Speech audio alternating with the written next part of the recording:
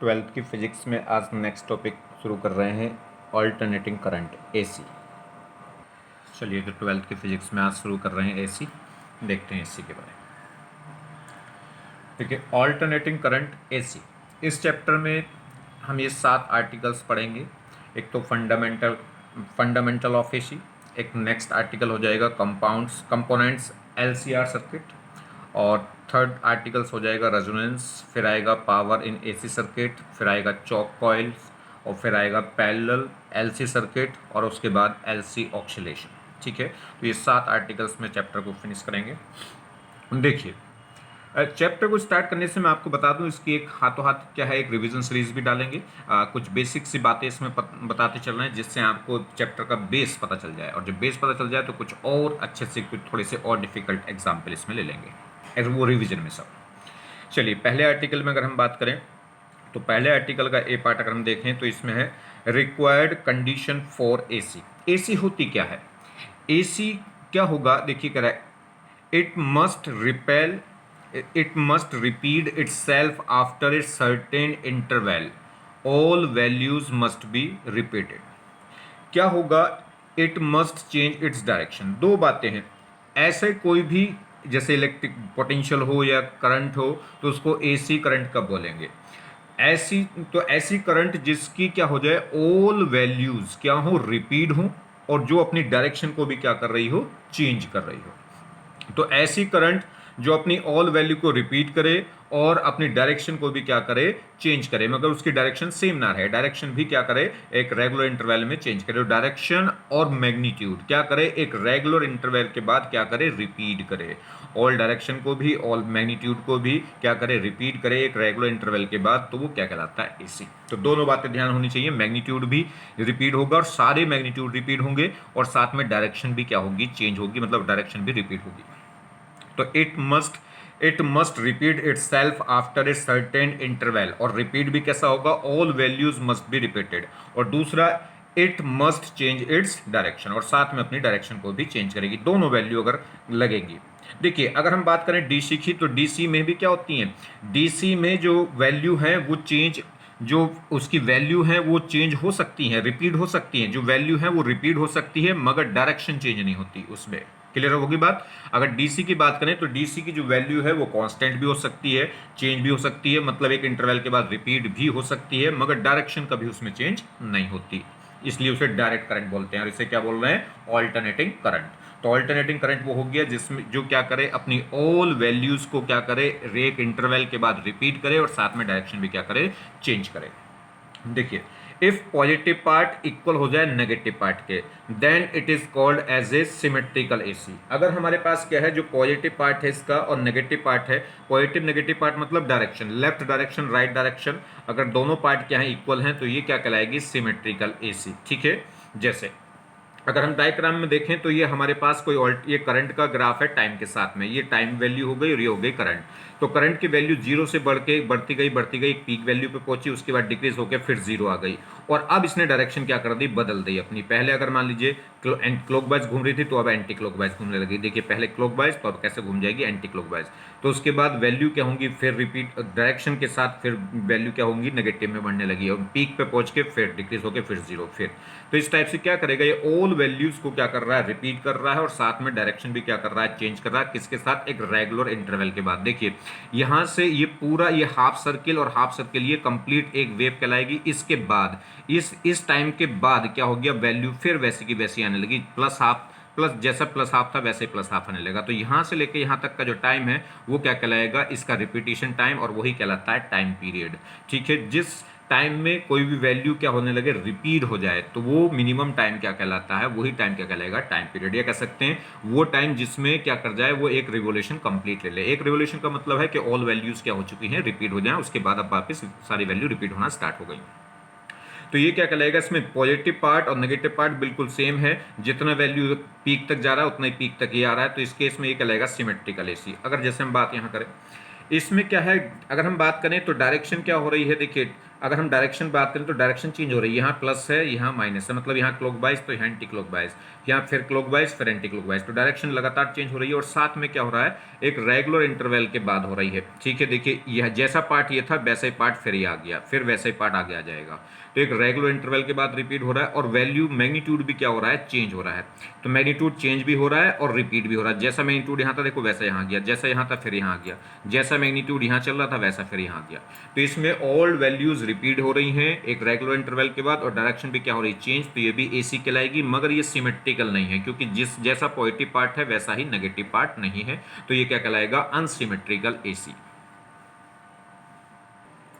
यहां देखें, अगर हम बात करें तो इसमें जो वैल्यूज़ हैं वो क्या हो रही हैं, चेंज हो रही हैं। देखिए जीरो से मैक्सिमम पहुंची और फिर जीरो पर आ गई, फिर मैक्सिमम हुई, फिर जीरो पर आ गई।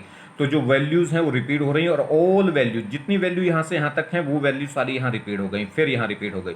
तो इसमें वैल्यू रिपीट हो रही है मगर डायरेक्शन चेंज नहीं हो रही, और डायरेक्शन चेंज नहीं हो रही तो ये एसी नहीं हो सकती। ठीक है, नो चेंज इन डायरेक्शन, तो नॉन एसी, तो ये क्या कहलाएगी, डीसी ही कहलाएगी।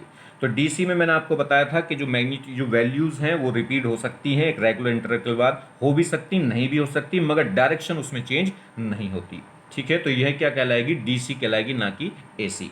यहाँ देखिए, अगर हम इसमें बात करें तो इसमें डायरेक्शन तो चेंज हो रही है मगर ऑल वैल्यू रिपीट नहीं हो रही। कैसा नहीं हो रही, अगर मान लीजिए इसका पीक मान लीजिए 5 पे है और तो इसका पीक कितना आ गया 4 पे, इसका पीक और छोटा हो गया 3 पे, इसका पीक और छोटा हो गया। तो इसकी जो वैल्यू है वो मान लीजिए 0 से 5 तक जा रही है और तो इसमें वैल्यू 0 से 4 तक जा रही है, इसमें फिर 0 से 3 तक जा रही है। तो ये 0 से 3 तक जा रही है तो इसका मतलब 5 वैल्यू रिपीट नहीं हो रही।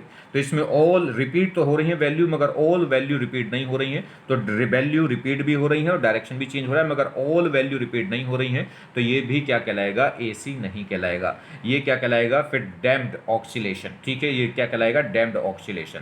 तो नो रिपीटिशन, ये कह सकते हैं नॉट एसी। और इस टाइप के ऑक्सीलेशन को क्या बोलते हैं, डैम्प्ड ऑक्सीलेशन, जिसमें लगातार एम्पलीट्यूड क्या होता चला जा रहा है, कम। जो ऑक्सीलेशन है वो डैम्प होते चले जा रहे हैं। जैसे यहाँ देखें, अगर हम बात करें तो ये क्या होगा, ये हमारे पास एसी सेक्टर है। जो एसी होगा वो जनरली क्या होंगे, जो साइन के फंक्शन होते हैं वो जनरली एसी में पाए जाते हैं। ठीक है, साइन और कॉस के। तो अगर हम बात करें प्लस कॉस, ये प्लस कॉस है तो कॉस जीरो क्या होगा, 1। तो कॉस जीरो पे वैल्यू क्या मिलेगी, 1। और कॉस क्या होगा, अगर यहाँ पे क्या हो जाए कॉस 90, कॉस 90 क्या हो जाएगा, 0। तो यहाँ 0 से लेके ये क्या हो गया 90, इस टाइप से। फिर तो इस केस में क्या होगा, तो जो कॉस की वैल्यू है ध्यान रखिए 0 पे कहाँ से स्टार्ट होगी, पीक से वैल्यू होगी, क्योंकि कॉस 0 होता है मैक्सिमम। तो कॉस की वैल्यू 0 से, अगर ये टाइम 0 है तो 0 टाइम पे पीक से स्टार्ट होगा, और पीक भी कैसा, प्लस से। अगर मान लीजिए माइनस कॉस हो जाए तो माइनस कॉस हो जाए तो पीक प्लस की बजाय बस माइनस का पीक हो जाएगा, तो फिर वो यहाँ से स्टार्ट होगा। और अगर हम बात करें साइन की, तो साइन जीरो होता है 0। तो टी इज इक्वल टू 0 पे इसकी वैल्यू मिनिमम होगी, और मिनिमम कितनी होगी, 0, तो वो 0 से स्टार्ट होगा। अगर ये प्लस का है तो क्या होगा, 0 से स्टार्ट होकर कहाँ जाएगा, पॉजिटिव टर्म, पॉजिटिव डायरेक्शन में। अगर ये नेगेटिव है तो 0 होगा तो 0 से स्टार्ट, मगर जाएगा किधर, नेगेटिव डायरेक्शन में। तो ध्यान रखिए, जो कॉस है वो पीक से स्टार्ट होगा, अगर प्लस का कॉस है तो पॉजिटिव पीक से, और नेगेटिव कॉस है तो नेगेटिव पीक से। और साइन कहाँ से स्टार्ट होगा, 0 से। अगर पॉजिटिव साइन है तो क्या होगा, प्लस साइन की तरफ जाएगा, 0 से स्टार्ट होकर प्लस की तरफ जाएगा, और अगर नेगेटिव है तो 0 से स्टार्ट होकर नेगेटिव की तरफ जाएगा। नेक्स्ट देखिए, एसी मीन्स, अगर हम बात कर रहे हैं एसी, अगर हम जब भी बात करेंगे एसी तो किस टाइप से होगा, साइन का फंक्शन होगा। तो एसी क्या होगा, एसी मीन्स का मतलब है साइन एसी। ठीक है, तो इस साइन का फंक्शन, क्यों साइन में क्या होगी, या साइन या कॉस में क्या होता है, ऑल साइन फंक्शन या कॉस फंक्शन क्या होते हैं, एक पीरियोडिक फंक्शन होते हैं। और क्या होगा, इसमें ऑल वैल्यूज क्या होती हैं, एक रेगुलर इंटरवल के बाद रिपीट होती हैं, और डायरेक्शन भी क्या होती है, इनमें चेंज होती है। तो देखिए, साइन एसी की अगर मैं बात करूं तो साइन एसी का कोई फंक्शन अगर मैं स्टार्ट करूंगा तो क्या होगा, साइन 0 पे अगर इसकी वैल्यू 0 है तो 0 से स्टार्ट होगा, और क्या पहुंचेगा, साइन 90 क्या हो जाएगा, 1, और मैक्सिमम वैल्यू हो जाएगी 1। तो 0 से लेके ये 0 से मैक्सिमम वैल्यू पे पहुंच गया, तो इसका मतलब यहाँ पे एंगल क्या होगा, 0, और यहाँ पे एंगल कितना हो गया होगा, 9 पाई/2। उसके बाद पाई/2 के बाद फिर ये किस पर आ गया होगा, फर्दर पाई/2 चल जाएगा, तो एंगल कितना हो गया होगा, 180, और 180 का पे वैल्यू फिर इसकी 0 हो गई होगी। फिर यहाँ से कितना हो जाएगा, 3 पाई/2, और उसके बाद फिर ये हो जाएगा 2 पाई।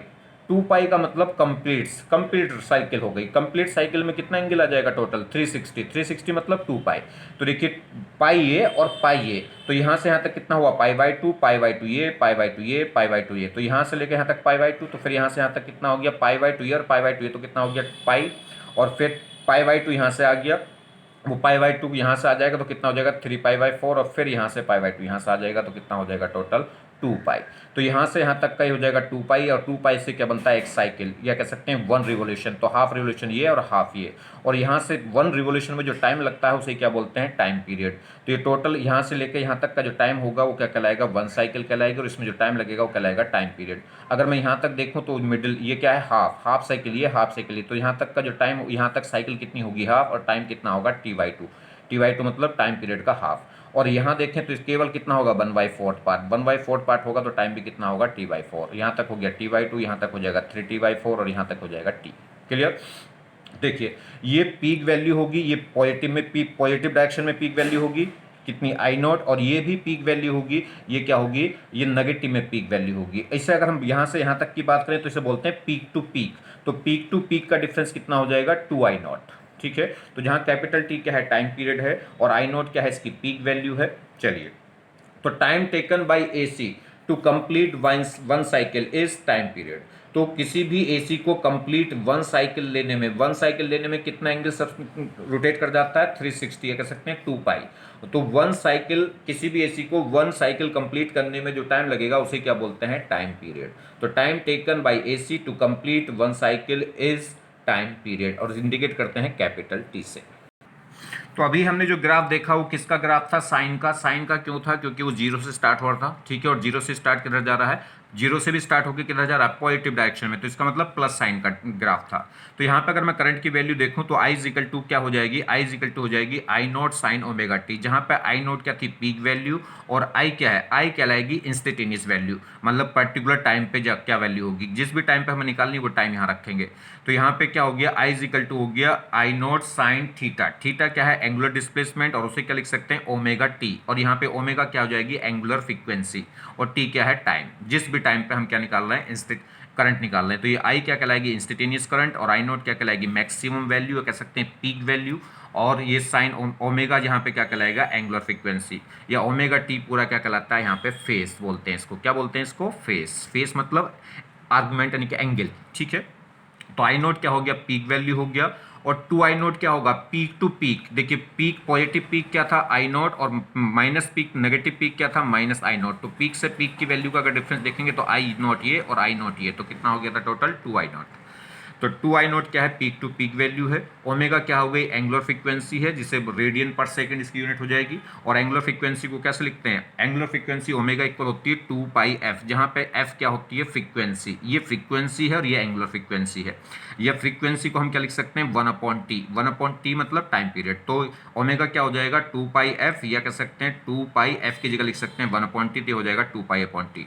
तो जो फ्रीक्वेंसी है f इजिकल टू होता है 1/t, या t इजिकल टू होगा 1/f। ठीक है, तो f इजिकल टू 1/t या t इजिकल टू 1/f एक दूसरे के रेसिप्रोकल होंगे।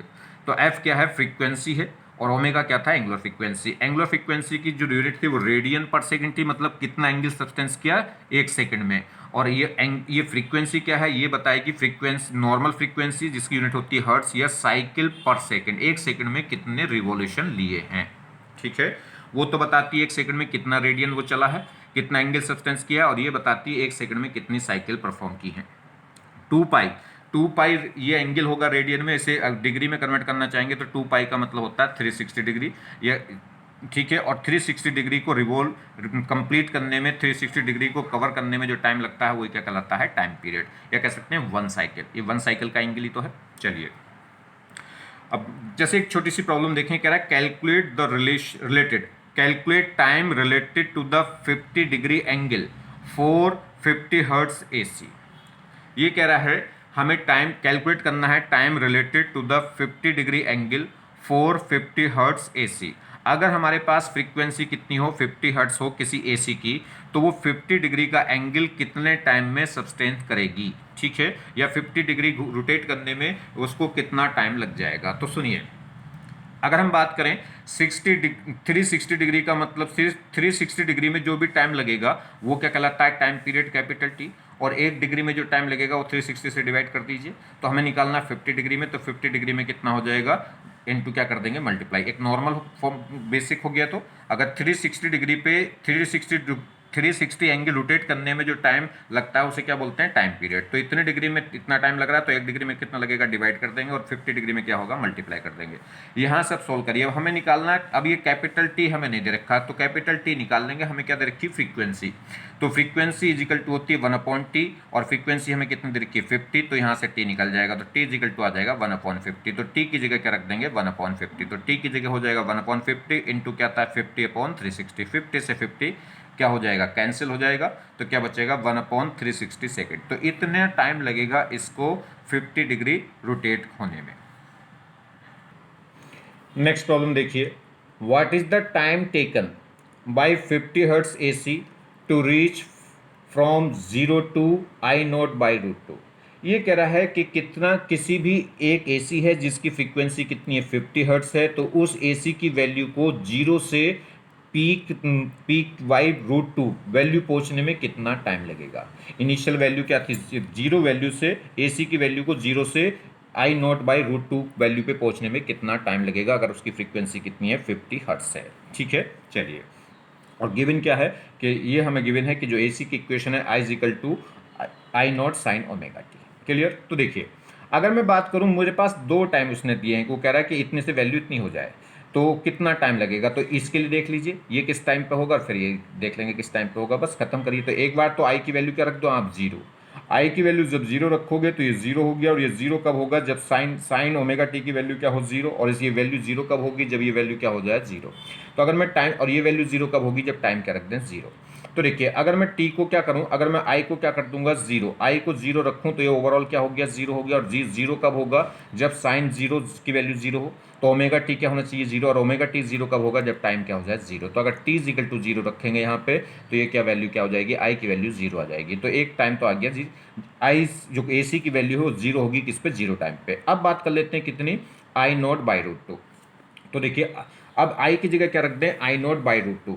तो इजिकल टू होगा I naught sine omega t. Solve करिए, यहाँ से आई नॉट से आई नॉट कैंसिल हुआ, तो ये कितना हो गया, sine omega t is equal to आ गया 1/√2।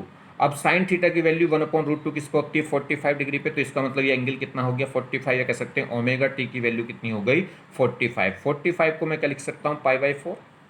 तो यहाँ से साइन थीटा की वैल्यू 1/√2 होती है किस पे, 45 पे। तो इसका मतलब ओमेगा टी की वैल्यू कितनी हो गई, 45। मगर हम डिग्री में नहीं, रेडियन में लेके चलेंगे, तो 45 को हम क्या लिख सकते हैं, π/4।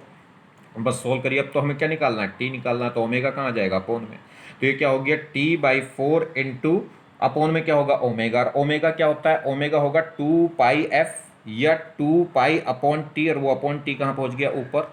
ठीक है, तो यहाँ पे मैंने क्या है, टाइम पीरियड की फॉर्म में ले लिया। अब हमें टाइम क्या है, देखिए, अब ये टाइम कितना लगेगा, कितना, अब ये जो टाइम है, ये हमें किसकी फॉर्म में आ गया आंसर, तो पाई से पाई कैंसिल हुआ, गया t/4। तो जो टाइम लगेगा t/4 पे, वो t/8 पे क्या हो जाएगी value, I naught by √2 times हो जाएगी। तो हमारे पास जो टोटल टाइम लगा वो क्या होगा, t2 - t1। t2 कितना आ गया, t/8, और ये कितना था, 0। तो कितना हो गया जी, ये t/8 हो गया। अब t की वैल्यू मैं निकाल सकता हूँ, क्यों, क्योंकि मुझे फ्रीक्वेंसी दे रखी है। फ्रीक्वेंसी मुझे कितनी दे रखी है, 50 हर्ट्ज। तो t की जगह मैं क्या लिख सकता हूँ, 1/f। टी की जगह क्या लिख सकता हूँ, 1/f। तो ये कितना हो जाएगा, 1/8f हो जाएगा। 8 तो 8 है, और f की वैल्यू कितनी, 50। तो जब 8 × 50 होगा तो कितना हो जाएगा, 400। तो जो टाइम आ गया वो कितना आ गया, तो जो t है, टाइम आ गया वो कितना आ गया, 1/400 सेकेंड। क्लियर होगी बात, क्योंकि टाइम हमें दे रखा है, क्योंकि उसने देखा रखी फ्रीक्वेंसी। तो फ्रीक्वेंसी है तो टाइम पीरियड क्या हो जाएगा, 1/f। तो इसकी जगह हम क्या लिख सकते हैं, 1/8f। और 8 × f की वैल्यू कितनी, 50। तो मल्टीप्लाई करेंगे कितना आ जाएगा, 400। आप देखिए, एक और अल्टरनेट तरीका है, वो भी कर सकते हैं, समझिए। देखिए,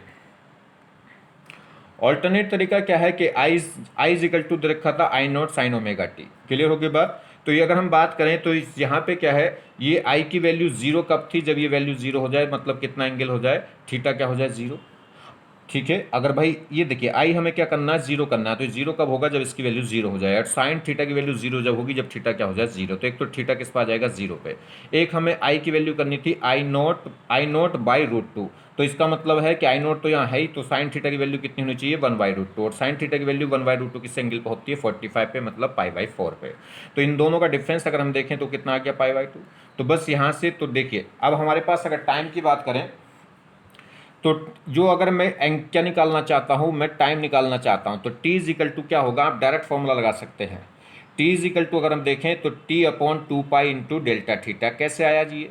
देखिए टाइम पीरियड, पूरा टाइम, ये जो टाइम होता है टी क्या होता है, टाइम, ये कैपिटल टी है टाइम पीरियड। टाइम पीरियड का मतलब 1 रिवोल्यूशन का टाइम, और 1 रिवोल्यूशन में एंगल होता कितना है, एंगल कितना होता है 2 पाई। तो टाइम पीरियड का एंगल कितना होगा 2 पाई, और इनटू क्या करना है थीटा। अब थीटा क्यों मल्टीप्लाई कर रहा है, क्योंकि किस, हम मुझे टी निकालना है, तो जो डायमेंशन इधर रहनी चाहिए वो डायमेंशन उधर भी रहनी चाहिए। तो टी यहाँ है तो वहाँ भी टी आ गया। अब अपोन में थीटा है तो यहाँ भी मल्टीप्लाई में क्या होना चाहिए, थीटा, जिससे डायमेंशन क्या रहे सेम। तो अगर आपको टी निकालना है तो इजिकल टू होगा capital T upon 2 pi into theta, या आपको डेल्टा थीटा निकालना तो इधर पहुँच जाएगा, 2 पाई ऊपर टी नीचे। तो डायरेक्ट आप इस फॉर्मूले को लगा सकते हैं, मगर फॉर्मूले को मैं रेफर नहीं करता, वो याद करना पड़ेगा आपको, ठीक है, मगर कर सकते हैं, कोई ऐसी बात नहीं है। तो टाइम पीरियड का मतलब 1 रिवोल्यूशन का, तो 1 रिवोल्यूशन का टाइम अपॉन 1 रिवोल्यूशन का एंगल, तो टी अपॉन 2 पाई इंटू हमें क्या निकालना है, थीटा हमें गिवन है और निकालना है टी, तो T is equal two into theta. अगर थीटा निकालना तो इसको उधर ले जाएंगे, 2 pi upon T into T.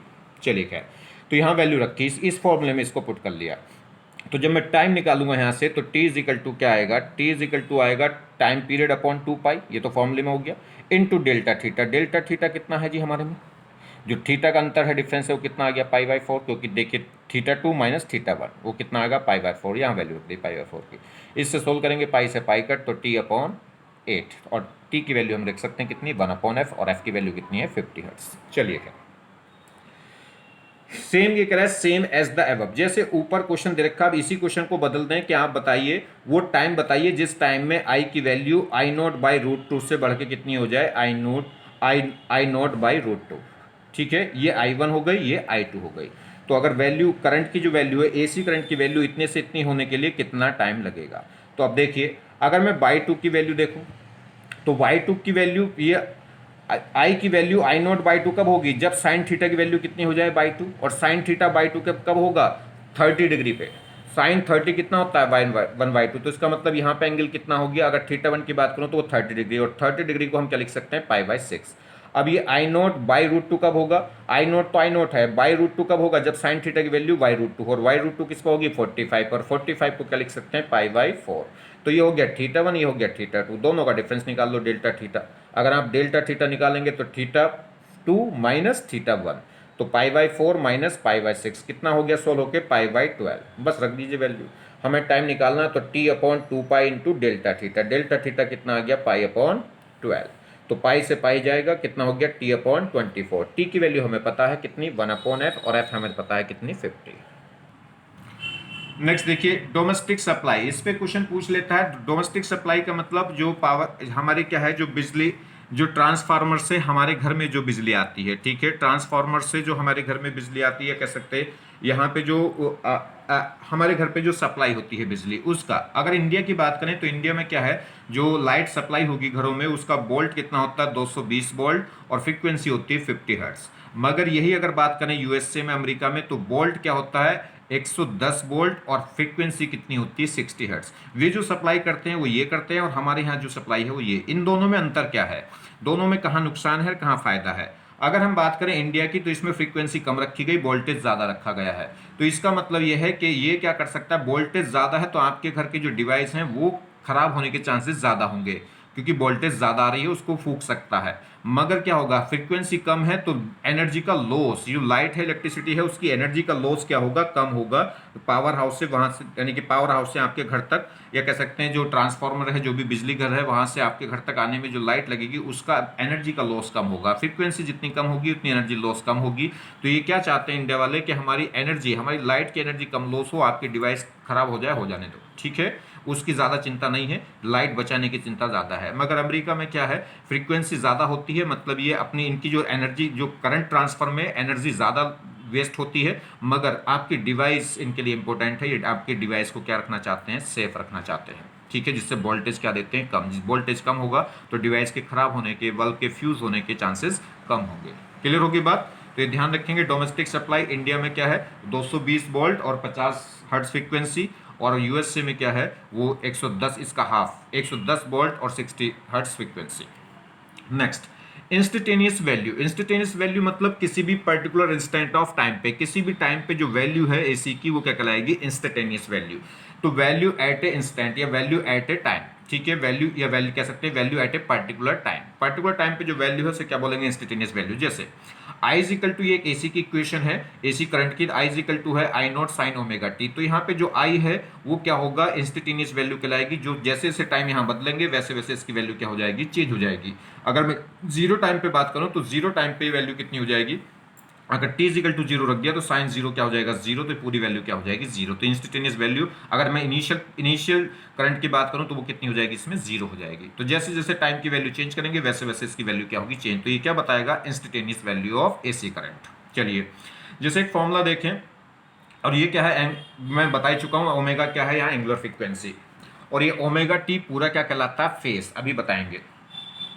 If, ये कह रहा है if E is equal to, मतलब वोल्टेज, ईएमएफ कह सकते हैं या वोल्टेज कह सकते हैं, ई इज इक्वल टू कितना है, 10 cos 100 पाई टी वोल्ट। ठीक, calculate the value of E at t is equal to this. तो हमें कह रहा है इंस्टेंटेनियस वैल्यू बताइए, मतलब ई की वैल्यू बताइए इस टाइम पे। और ये क्या दे रखा है, हमें एक एसी वोल्टेज दे रखा है। एसी वोल्टेज क्यों है, क्योंकि कॉस की टर्म्स में है, लगातार वैल्यू क्या हो रही होगी, चेंज हो रही होगी। कॉस कॉस थीटा क्या है, एक पीरियोडिक फंक्शन है, और पीरियोडिक फंक्शन है तो क्या कहलाएगा, एसी। चलिए, तो E की वैल्यू कितनी हो गई, E हमें दे रखा 10 cos 100 पाई टी। अब T की जगह मैं क्या रख दूंगा, 1/600।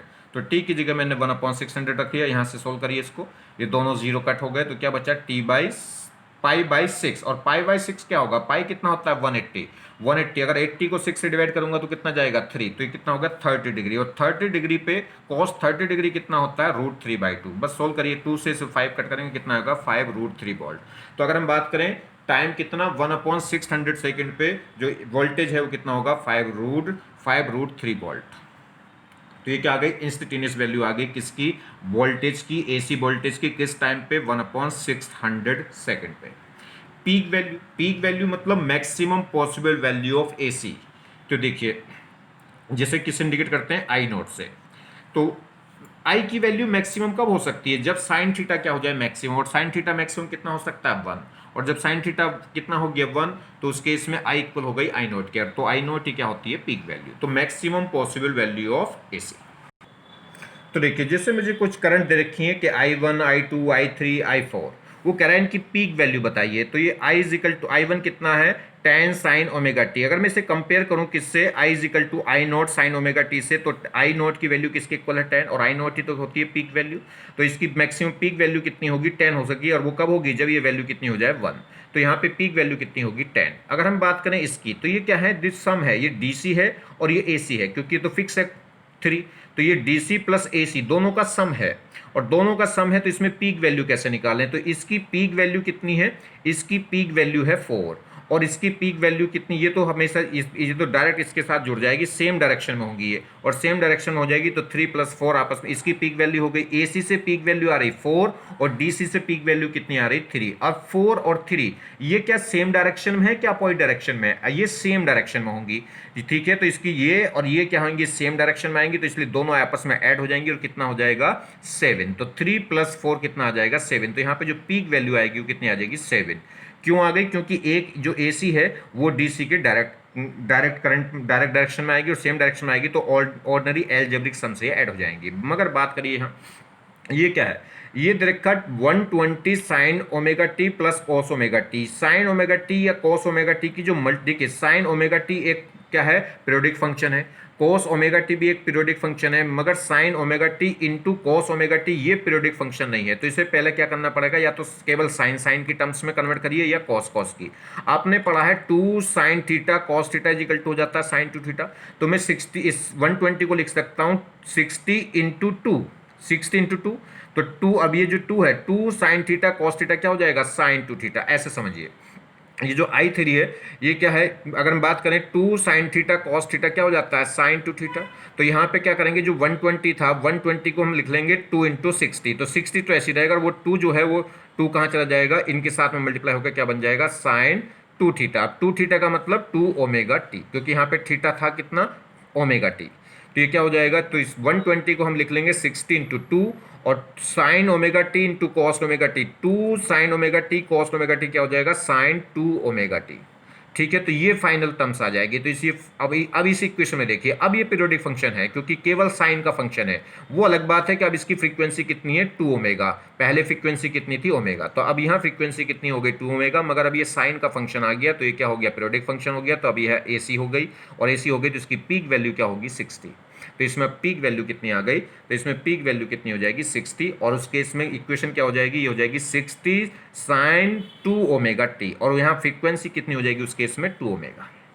यहाँ देखिए, ये भी पीरियोडिक फंक्शन है, ये भी पीरियोडिक फंक्शन है, ये भी एसी है और ये भी एसी है। मगर ध्यान रखिए, साइन साइन थीटा और कॉस थीटा के बीच में जो एंगल होता है, जो फेज डिफरेंस होता है, वो कितना होता है, 90। अगर जीरो की बात करूं तो जीरो पे ये मिनिमम होता है और वो मैक्सिमम होता है, और 90 एंगल पे देख लूं तो 90 पे ये मैक्सिमम हो जाएगा और ये मिनिमम। तो वैल्यू क्या है, रिवर्स हो गई कितने एंगल बाद, 90 के एंगल के बाद। तो इनके बीच में जो फेज डिफरेंस है वो कितना है, 90। इसकी पीक वैल्यू कितनी है, 3, और इसकी पीक वैल्यू है 4। मगर इन दोनों का सम डायरेक्ट होकर 7 नहीं आएगा क्योंकि इनके बीच में एंगल कितना है, 90। और 90 है तो वेक्टर एडिशन करेंगे, और वेक्टर एडिशन करेंगे तो क्या होगा, क्योंकि डायरेक्शन होती है, एसी में क्या है, मैग्नीट्यूड भी है, डायरेक्शन भी है, इसका मतलब वेक्टर क्वांटिटी है। तो इसमें वेक्टर सम लगाएंगे तो दो मैग्नीट्यूड अगर क्या हो जाए, इनके बीच में एंगल 90 हो तो क्या लग जाएगा उनमें, पाइथागोरस। तो वेक्टर एडिशन क्या होगा, A square B square plus 2ab cos theta. मगर थीटा 90 हो गया तो कॉस 90 हो जाएगा 0, तो बस क्या बचेगा, ए स्क्वायर प्लस बी स्क्वायर का होल रूट। तो पाइथागोरस, तो 3 और 4 का पाइथागोरस कितना आ जाएगा, 5। क्लियर होगी बात। तो देखिए, जो एंगुलर फ्रीक्वेंसी है I3 के केस में वो कितनी हो गई थी, पीक वैल्यू तो हो गई थी 60, मगर एंगुलर फ्रीक्वेंसी 2 ओमेगा हो गई थी।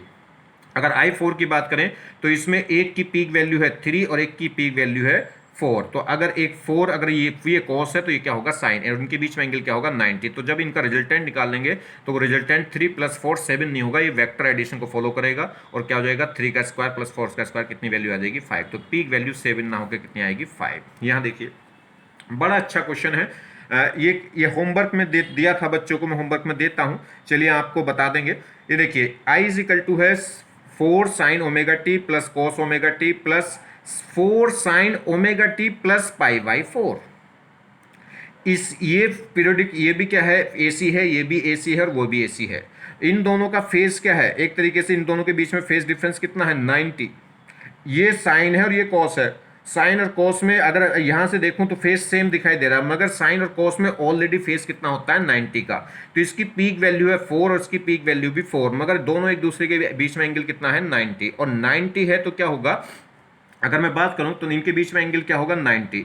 तो 4 4 तो क्या होगी, इसकी वैल्यू भी पीक 4 है, इसकी वैल्यू भी 4 है पीक, और वो भी 90। इन दोनों के बीच में एंगल क्या होगा, 90। मगर इसकी बात करें, इसकी और इसकी बात कर लो तो ये भी साइन, वो भी साइन। अब इसका फेस है ओमेगा टी और उसका है ओमेगा टी प्लस π/2, मतलब इसके और इसके बीच में एंगल डिफरेंस कितना है, π/2 है। π/2 मतलब 45 डिग्री। तो ये क्या होगा, इसकी वैल्यू पीक वैल्यू 4 है, मगर इसकी 4 में और इसके 4 में एंगल कितना होगा, 45, और इसके 4 में एंगल कितना होगा, 90।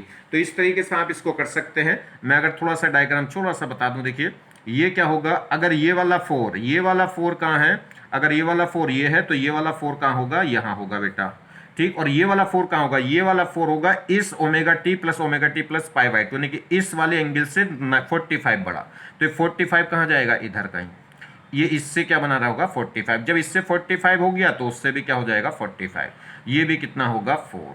अब देखिए, पहले तो इनका रिजल्टेंट निकालो, तो वेक्टर क्वेश्चन हो गया। तो 4 4 के दो वेक्टर अगर 90 के एंगल पे हैं तो उनका रिजल्टेंट कितना होगा, 4√2। तो 4√2। अब ये 4√2 और 4 दोनों की डायरेक्शन क्या आ गई, बिल्कुल सेम आ गई, क्योंकि दो वेक्टर अगर इक्वल मैग्नीट्यूड के हो तो रिजल्टेंट बिल्कुल वाई सेट करके जाएगा, और वाई सेट करके जाएगा तो ये भी 45 के एंगल पे जाएगा, और ये 4 ऑलरेडी 45 के एंगल पे लगी रहा है। तो जो रिजल्टेंट आएगा वो क्या होगा, 40 के, ये इधर से रिजल्टेंट, इधर से 40 तो बिल्कुल एकदम मिडिल से जाएगा, और ये ऑलरेडी क्या है, दोनों के मिडिल से है, तो दोनों की डायरेक्शन क्या हो गई, सेम, और सेम हो गई तो दोनों जुड़ जाएंगे। तो 4 + 4√2 ये आ जाएगी इसकी पीक वैल्यू। नेक्स्ट देखिए, एवरेज वैल्यू और ये मीन वैल्यू। एवरेज वैल्यू या मीन वैल्यू क्या होगा, इसको इंडिकेट कैसे रिप्रेजेंट कैसे करते हैं, जैसे आई के ऊपर बार लगा दें तो बार का मतलब है मीन वैल्यू या एवरेज वैल्यू, और यह इसको क्या कर सकते हैं, इस टाइप से ब्रैकेट में ये बंद कर देते हैं। इसका मतलब भी क्या होता है, अगर ये लिखा है तो इसका मतलब है एवरेज करंट या मीन करंट, या इसके ऊपर बार लग रहा है तो इसका मतलब भी क्या होता है, मीन करंट। देखिए, if interval is not given that calculate average value for a complete one cycle and it is zero for the symmetrical AC. कह रहा है अगर हमें कोई टाइम नहीं दे रखा कि हमें किस टाइम इंटरवल के लिए एवरेज वैल्यू निकालनी है, तो आप एवरेज वैल्यू निकालेंगे कंप्लीट साइकिल के लिए, और कंप्लीट साइकिल के लिए एवरेज वैल्यू क्या होगी, जीरो होगी। क्यों होगी देखिए, तो एवरेज वैल्यू अगर मैं साइन की बात करूं तो साइन के फंक्शन की अगर मैं एवरेज वैल्यू निकालूं, एवरेज वैल्यू मतलब वन कंप्लीट साइकिल की वैल्यू, तो साइन थीटा में जितना प्लस का पार्ट आएगा उतना ही क्या आएगा, नेगेटिव का पार्ट। एक साइकिल में जितना प्लस पार्ट होता है उतना नेगेटिव पार्ट होगा, तो नेट पार्ट क्या हो जाएगा, जीरो, तो इसलिए एवरेज वैल्यू क्या आ जाएगी, जीरो। तो साइन थीटा का जो एवरेज फंक्शन है, ये साइन थीटा का जो फंक्शन है उसका जो एवरेज वैल्यू है वन साइकिल के लिए वो कितना आएगा, जीरो। सेम कहानी कॉस में होती है, जितना नेगेटिव पार्ट होगा उतना ही पॉजिटिव पार्ट होगा, तो इसमें भी एवरेज वैल्यू कितनी आएगी, जीरो। या साइन थीटा कॉस थीटा की मल्टीप्लाई ले लो तो वो भी कितनी आएगी, जीरो। क्योंकि सी क्या हो, इसे किस में कन्वर्ट कर लेते हैं, साइन टू थीटा की फॉर्म में, क्योंकि ये जो फर्स्ट फंक्शन है किस फॉर्म में कन्वर्ट हो जाता है, इस फंक्शन में, तो साइन टू थीटा, तो इसकी एवरेज वैल्यू क्या आएगी, जीरो आएगी। नेक्स्ट देखिए, तो साइन स्क्वायर थीटा या कोस स्क्वायर थीटा, इनका एवरेज अगर हम निकालें तो वो जीरो नहीं होता, क्योंकि जब हमने स्क्वायर कर दिया तो साइन में जैसे ये प्लस वाला पार्ट था, ये नेगेटिव वाले पार्ट का जब स्क्वायर करोगे तो वो भी क्या हो जाएगा, प्लस में बदल जाएगा, फिर वो इस टाइप का हो जाएगी सिचुएशन। तो इसमें मीन कभी जीरो नहीं आएगा। तो ध्यान रखना, जब भी साइन का स्क्वायर या कोस का स्क्वायर का मीन निकालें तो वो वन साइकिल के लिए तो कितना आएगा, हाफ। तो दो बातें ध्यान रखिए, जब भी हमें क्या करना हो, एवरेज वैल्यू निकालनी हो, यानी कि मीन वैल्यू निकालनी हो, टाइम पीरियड हमें ना दे रखा हो किस टाइम के लिए निकालनी है, तो फिर आप वन साइकिल के लिए आप एवरेज निकालेंगे, और कंप्लीट साइकिल के लिए एवरेज निकालेंगे तो उसमें साइन थीटा का फंक्शन हो या कॉस थीटा का फंक्शन हो या sign theta into cos theta का फंक्शन हो, उसके लिए एवरेज वैल्यू क्या आएगी, हमेशा वन साइकिल के लिए जीरो। और अगर साइन स्क्वायर थीटा या कॉस स्क्वायर थीटा है तो उसके लिए एवरेज वैल्यू होगी हाफ। देखिए क्वेश्चन, जैसे हमें ये करंट दे रखी है और इनकी एवरेज वैल्यू मुझे बतानी है। अगर बात करें I1 दे रखा है tan sin ओमेगा टी, इसकी एवरेज वैल्यू पूछ रहा है, तो किसके लिए बताएंगे, कंप्लीट साइकिल के लिए, वन साइकिल के लिए। तो इसमें क्या होगा, साइन थीटा की एवरेज वैल्यू क्या होगी, जीरो, तो बस ओवरऑल क्या हो जाएगा, जीरो। इसमें देखिए, इसकी अगर इस साइन थीटा की वैल्यू बात करूं, साइन ओमेगा टी है, तो इस साइन की एवरेज वैल्यू बात करूं तो क्या हो जाएगी, जीरो। तो जब ये जीरो हो जाएगी एवरेज, तो ये पूरा जीरो हो गया, मगर ये थ्री बचेगा, तो इसकी वैल्यू कितनी आएगी, थ्री प्लस जीरो, क्योंकि इसका एवरेज, थ्री का एवरेज तो थ्री रहेगा, मगर इसका एवरेज क्या हो जाएगा, जीरो, क्योंकि साइन ओमेगा टी का एवरेज क्या होगा, साइन थीटा का एवरेज क्या होगा, जीरो। तो थ्री प्लस जीरो कितना हो जाएगा, थ्री। यहां देखिए, ये sign theta cos theta multiply में है, तो इनका एवरेज क्या आना है, जीरो, और जब इनका एवरेज जीरो आएगा तो ओवरऑल क्या हो जाएगा, एवरेज वैल्यू जीरो हो जाएगी। यहाँ देखिए, इसकी साइन थीटा की वैल्यू भी एवरेज वैल्यू जीरो, और कॉस थीटा की एवरेज वैल्यू भी क्या होगी, जीरो, तो ये भी जीरो, ये भी जीरो, ओवरऑल क्या हो जाएगा, जीरो। यहाँ देखिए, ये है साइन स्क्वायर ओमेगा टी, तो इसका जो एवरेज है वो कितना होगा, हाफ, और हाफ होगा तो इंटू साथ में, तो आई नॉट स्क्वायर इंटू क्या हो जाएगा, हाफ, तो I not square by to. यहाँ देखिए, इसका एवरेज अगर मैं साइन थीटा का एवरेज देखूं तो क्या होगा, जीरो, और साइन स्क्वायर थीटा का एवरेज देखूं तो कितना होगा, हाफ, तो यहां से तो बचा थ्री, प्लस यहां से क्या हो गया, जीरो, और यहां से होगा two into one by two, तो two into one by two कितना बचेगा, वन, तो वन ये बचा और थ्री बचा, कितना आ गया, फोर। तो यहां से थ्री, यहां से हाफ, यहां से थ्री, और यहां से कितना आ जाएगा, वन, और यहां से आ जाएगा जीरो, तो कितनी हो जाएगी वैल्यू, फोर। क्लियर हो गई बात एवरेज की।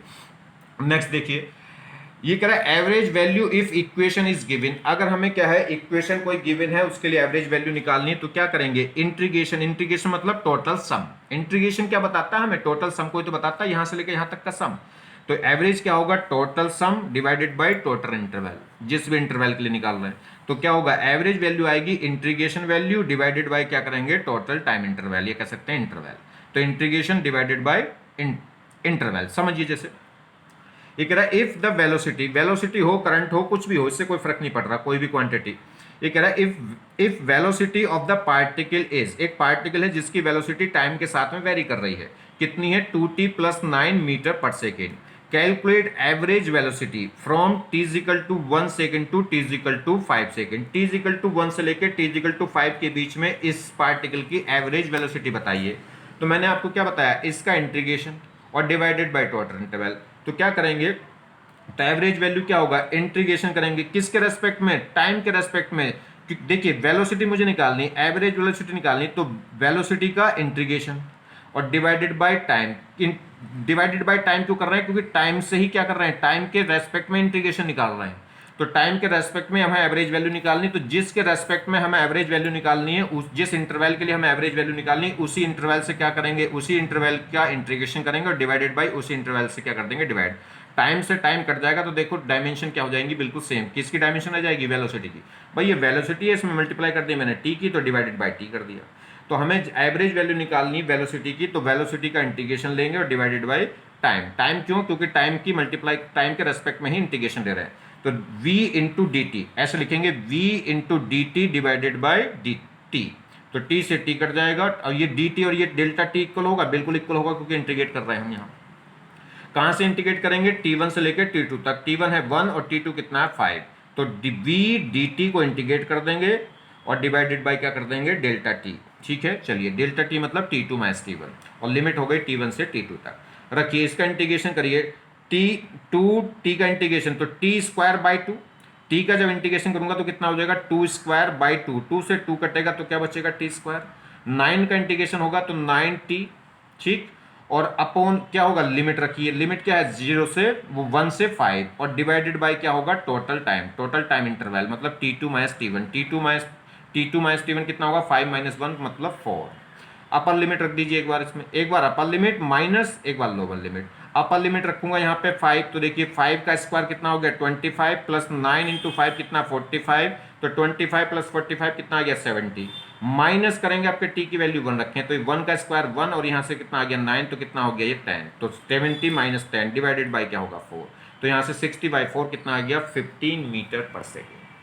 एक ऑल्टरनेट मेथड भी है, मगर ये ऑल्टरनेट मेथड पे ना जाओ तो ज़्यादा अच्छा है। वो जनरल मेथड है जो अभी मैंने आपको बताया कि आप इंटीग्रेशन को डिवाइड कर दीजिए इंटरवल से, एवरेज वैल्यू निकल कर आ जाएगी, वो सबसे बेस्ट तरीका है।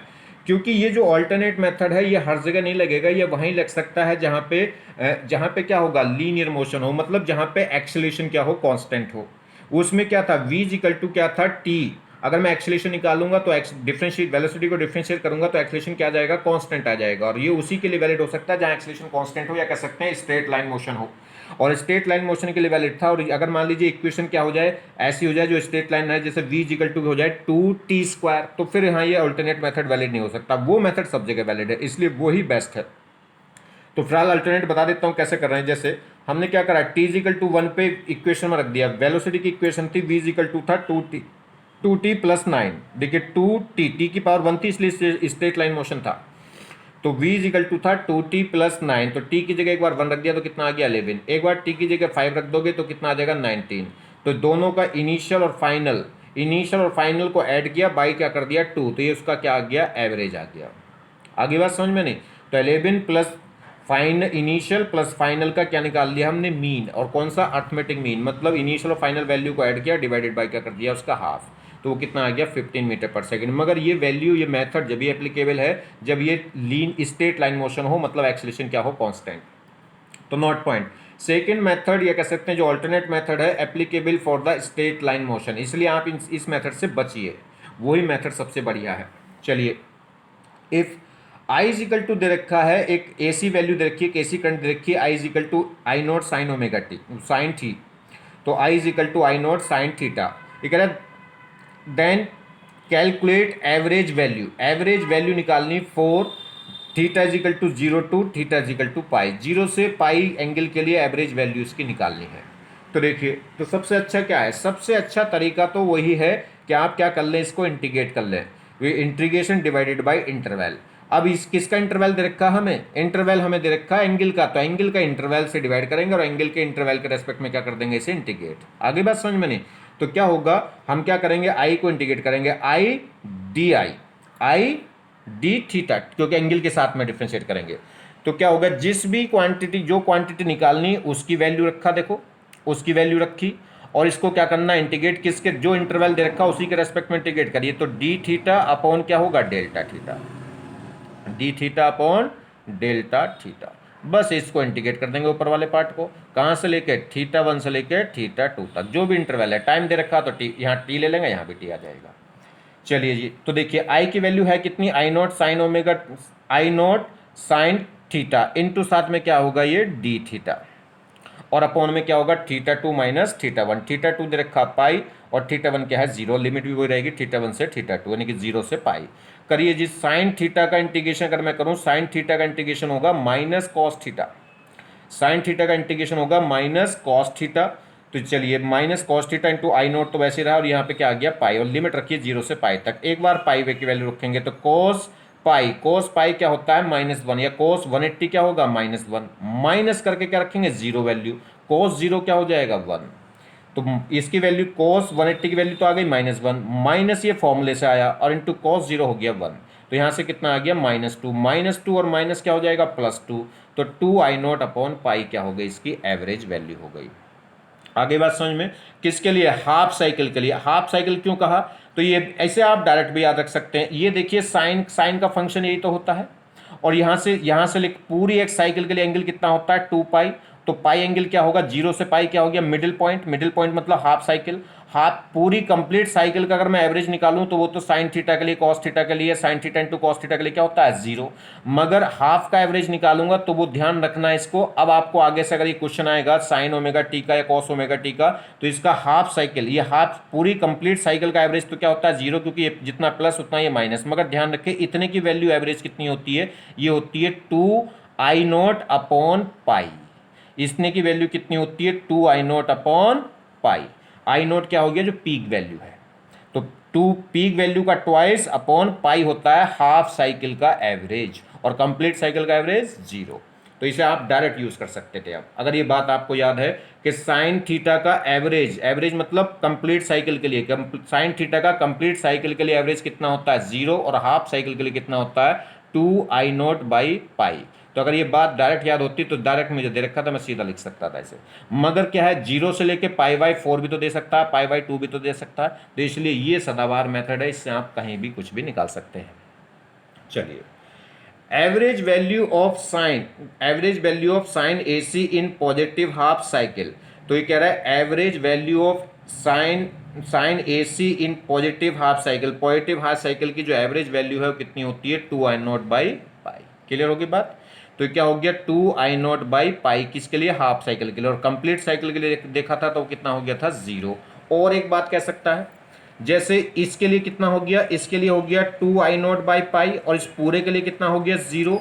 इतने लिए कह सकता है π/2 से स्टार्ट करके और 3π/2 तक, तो इसमें जितना प्लस है उतना माइनस है, तो इसके लिए भी एवरेज क्या होगा, इस वाले हाफ के लिए भी क्या हो जाएगा 0 हो जाएगी वैल्यू। देखिए इस कंप्लीट के लिए वैल्यू कितनी है, इस कंप्लीट के लिए वैल्यू कितनी हो गई 0, इस हाफ के लिए या इस हाफ के लिए वैल्यू कितनी हो गई 2I0 बाई पाई, मगर सारे हाफ के लिए नहीं, ये रेगुलर जो कंटिन्यूस हाफ है उसके लिए वैल्यू होगी 2I0 बाई पाई, मगर एक ये हाफ है, कहां से लिया ये 0 से पाई का हाफ ले रहा था, तो एवरेज वैल्यू कितनी थी 2I0 बाई पाई, मगर π/2 से लेके 3π/2 का हाफ लूंगा, देखिए ये भी तो हाफ वेव हो गई, 1/4 ये 1/4 ये और 1/4 ये 1/4 ये, तो 1/4 ये कितना हो गया हाफ, मगर ये कैसा हाफ है, इसका 1/4 प्लस में हर 1/4 माइनस में, तो इसका एवरेज फिर 0 हो जाएगा। तो for this half cycle average क्या होगी 0, तो इस वाले हाफ के लिए भी एवरेज वैल्यू क्या हो जाएगी 0। तो ध्यान रखना हर एक हाफ के लिए average value 2I0 upon pi नहीं होती।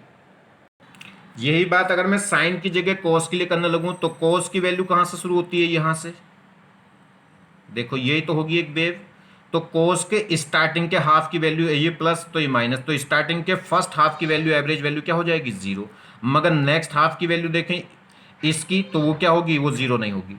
तो साइन के स्टार्टिंग हाफ की वैल्यू एवरेज होती है 2I0 अपॉन पाई। तो समझ में आ गया, साइन का फंक्शन ये था, इसमें क्या था, इसमें फर्स्ट हाफ के लिए एवरेज वैल्यू कितनी थी 2I0 बाई पाई, और इसके पहले हाफ के लिए वैल्यू क्या होगी, पहले हाफ के लिए वैल्यू एवरेज वैल्यू 0, उसमें नेक्स्ट हाफ अगर इसकी बात करें इतने की, तो इसके लिए 0 हो जाएगी, उसमें इसके लिए 0 नहीं होगी। आगे बात समझ में नहीं। अगर कोस के लिए देखें तो 0 से पाई के लिए एवरेज वैल्यू क्या हो जाएगी 0, साइन के लिए 0 से पाई के बीच की वैल्यू देखें तो एवरेज वैल्यू कितनी हो जाएगी 2I0 बाई पाई। मगर इसमें नेक्स्ट हाफ के लिए बात करूं, किसके लिए, अगर इसमें बात करूं नेक्स्ट हाफ यानी कि π/4 से लेके 3π/4 3π/2, ठीक है, तो इस केस में एवरेज वैल्यू इसके लिए क्या हो जाएगी 0, देखो यहाँ से यहाँ तक ये 0 हो जाएगी, उसमें फिर वो वैल्यू हो जाएगी, इसके नेक्स्ट π/2 से लेके 3π/2 तक, तो वो वैल्यू कितनी हो जाएगी इस केस में, अगर हम बात करेंगे तो इस केस में वो वैल्यू π/2 से लेकर 3π/2 तक वो प्लस वो एवरेज आ जाएगा। कितना आ जाएगा उस केस में एवरेज 2I0/π। क्लियर। चलिए खैर, average value if graph is given, अगर हमें कोई ग्राफ गिवन है तो एवरेज वैल्यू किससे आएगी, average area divided by interval. Interval कौन सा, जिस इंटरवल के लिए हम क्या निकाल रहे हैं, एरिया निकाल रहे हैं। देखिए कैसे, below voltage and time a graph is given in the find out it's average value. मुझे एक ये वोल्टेज में और टाइम में ग्राफ दे रखा है, टाइम के साथ में वोल्टेज क्या कर रहा है, वेरी कर रहा है। ठीक है, मैक्सिमम हुआ फिर जीरो हुआ, फिर मैक्सिमम हुआ फिर जीरो हुआ। अब जो एवरेज इसका होगा वही पूरे का एवरेज होगा, क्योंकि ये बार बार छोटी छोटी यूनिट हैं जो बार बार रिपीट हो रही। तो आप इसका एवरेज निकाल लो, जो इसका एवरेज होगा वही पूरे ओवरऑल का एवरेज हो जाएगा। ठीक है, तो देखिए इसका एवरेज कैसे निकलेगा, इसका एरिया और डिवाइडेड बाय जिस इंटरवल का एरिया ले रहे हैं उस इंटरवल से डिवाइड कर देंगे। हम कितना इंटरवल ले रहे हैं, 0 से t तक का। ठीक, और ये इसका एरिया कितना होगा, किसी भी अगर ट्रायंगल का एरिया देखें तो 1/2 बेस इंटू हाइट। बेस तो है t और हाइट कितनी है v0। तो देखिए, तो एवरेज किससा आ जाएगा, एरिया अपॉन इंटरवल।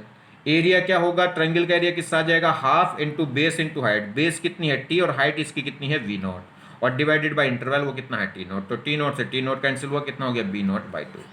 नेक्स्ट देखिए, आरएमएस वैल्यू मतलब रूट मीन स्क्वायर वैल्यू। तो रूट मीन स्क्वायर वैल्यू बोलते हैं, ऐसे बोलते हैं वर्चुअल वैल्यू, ऐसे बोलते हैं इफेक्टिव वैल्यू।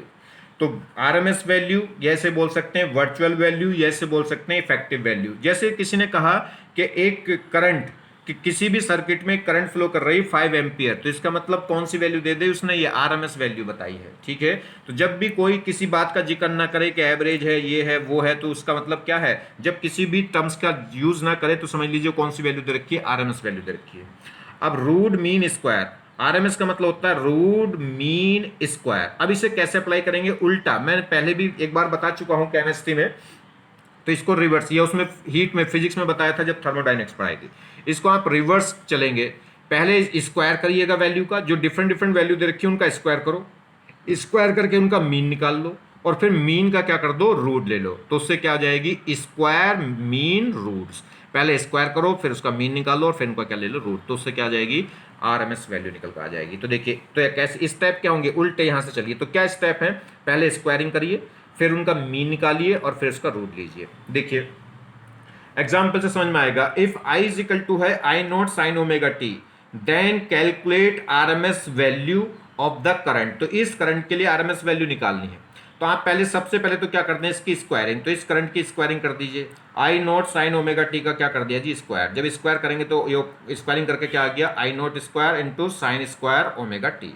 अब क्या करिए, इसका मीन निकालिए। अब मीन क्या होगा, साइन स्क्वायर ओमेगा टी का मीन आपको पता है कितना होता है, हाफ। तो इसका मीन तो कितना हो गया, हाफ, इंटू साथ में क्या है, I0 स्क्वायर। तो ये क्या हो गया, I0 स्क्वायर बाई 2। अब इसका क्या ले लो, आप पूरे का रूट ले लो। जब इस पूरे का रूट लोगे तो I0 स्क्वायर का जब रूट लेंगे तो कितना आएगा, I0, और 2 का रूट कितना आ जाएगा, √2। तो आरएमएस वैल्यू क्या हो गई, I0 बाई √2। एक और बात ध्यान रखिए, ये I0 वैल्यू क्या है, पीक। पीक वैल्यू है मतलब मैक्सिमम वैल्यू। तो मैक्सिमम जो वैल्यू है या जो पीक वैल्यू है उस वैल्यू का बाय √2 कर दो तो क्या निकल कर आ जाती है, आरएमएस वैल्यू निकल कर आ जाती है। तो ये डायरेक्ट फंडा भी आप लगाएंगे।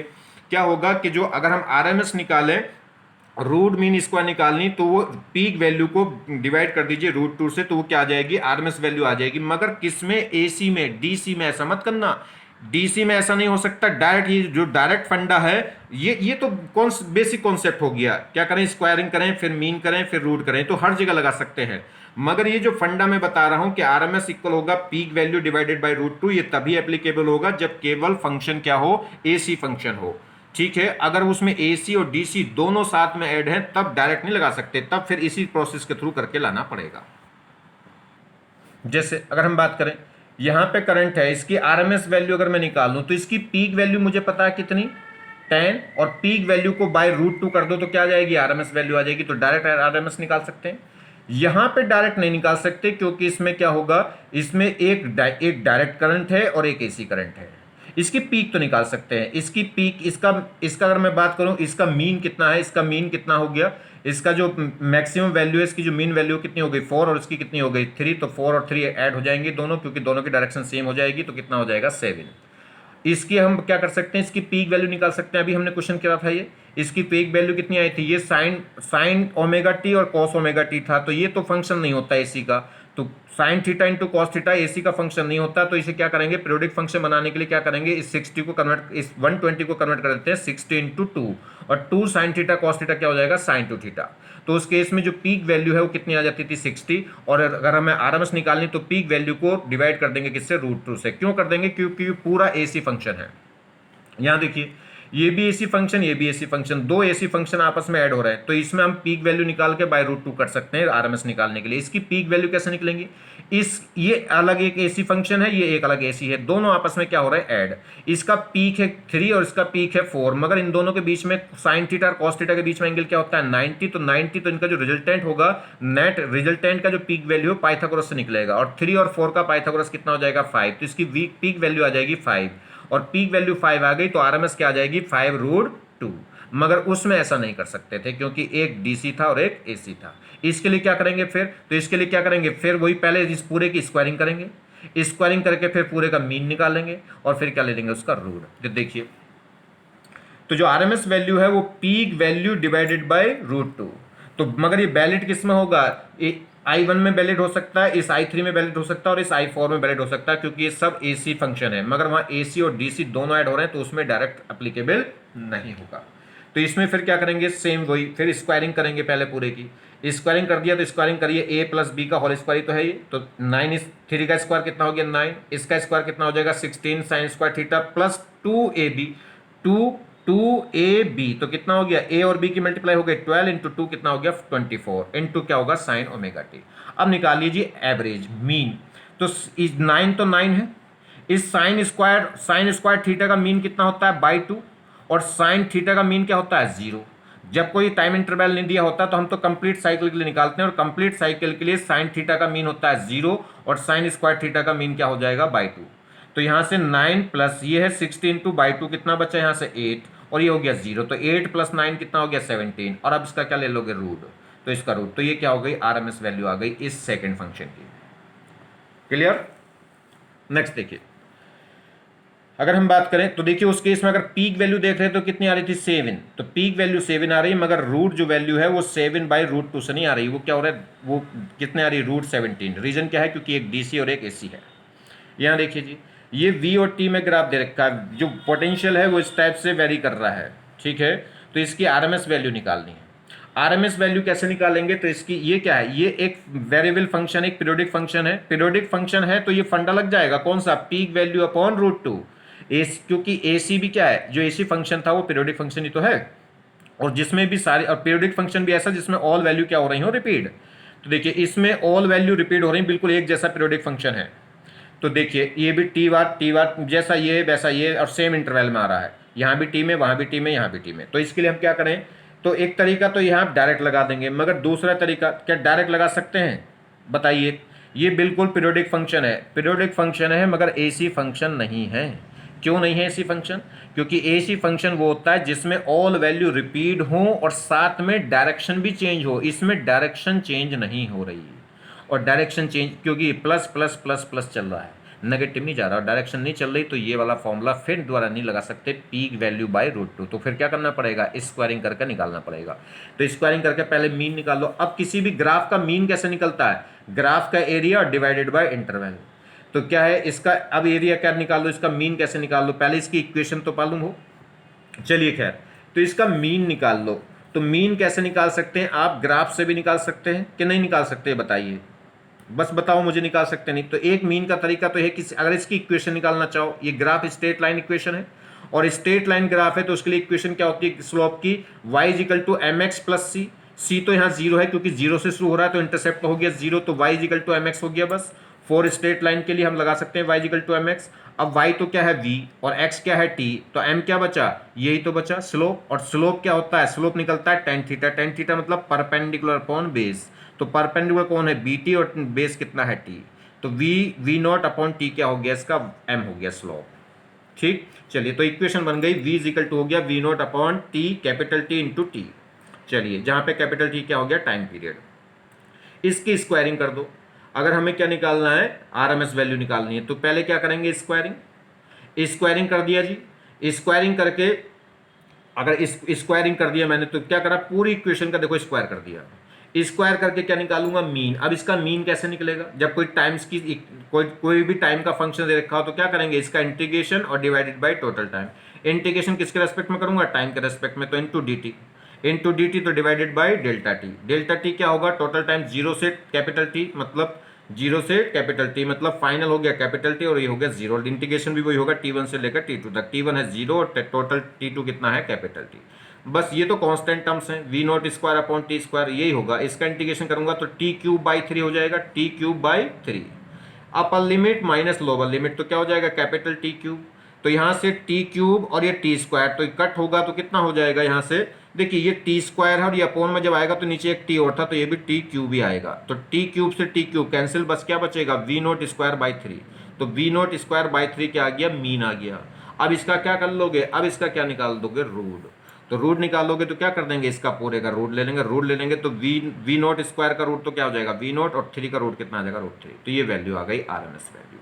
तो for every triangle RMS value is always V naught by root 3। अब ये कह रहा है, ये बात आप ध्यान रख सकते हो, किसी भी ट्रायंगल के लिए, किसी भी ट्रायंगल के लिए अगर आपको क्या करना है, इस टाइप का कोई रेगुलर क्या है इंटरवल के कोई क्या है, एक पीरियोडिक फंक्शन है, एसी फंक्शन नहीं है मगर पीरियोडिक फंक्शन है और ट्रायंगल की फॉर्म में है, तो ट्रायंगल का जो एवरेज है मतलब आरएमएस वैल्यू है, ट्रायंगल की RMS value V naught by root 3 आती है, और फॉर एवरी ट्रायंगल, चाहे वो किसी भी टाइप का ट्रायंगल हो, तो हर एक ट्रायंगल के लिए एवरेज जो आरएमएस वैल्यू, एवरेज वैल्यू नहीं, आरएमएस वैल्यू कितनी आती है, वी नॉट अपॉन रूट 3 आती है। तो ये आप इस बात को ध्यान रखिएगा, ठीक है, और इससे आप डायरेक्ट यूज कर सकते हैं।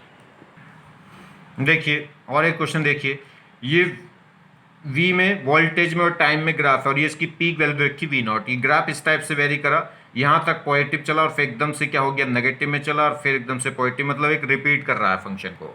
तो ये क्या है, एसी फंक्शन कहलाएगा, बिल्कुल कहला सकता है, क्योंकि इसमें क्या हो रहा है, ऑल वैल्यू रिपीट हो रही है और डायरेक्शन भी क्या हो रही है, change.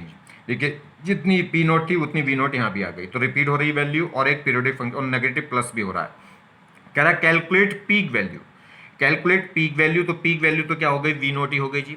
Instantaneous value, instantaneous value मतलब जो टाइम पे क्या करेगी, वेरी करेगी, तो इंस्टेंटेनियस वैल्यू, और इंस्टेंटेनियस वैल्यू टाइम पे जो वेरी करेगी, देखिए टी इजिकल टू जीरो पे भी वी नॉट, इस पे भी वैल्यू वी नॉट, इस टाइम पे भी वी नॉट, इस टाइम पे भी क्या है वी नॉट, और एकदम से सडनली फिर यहाँ पे इस पे भी क्या है वी नॉट, और यहाँ पे भी क्या है वी नॉट, यहाँ पे भी वी नॉट।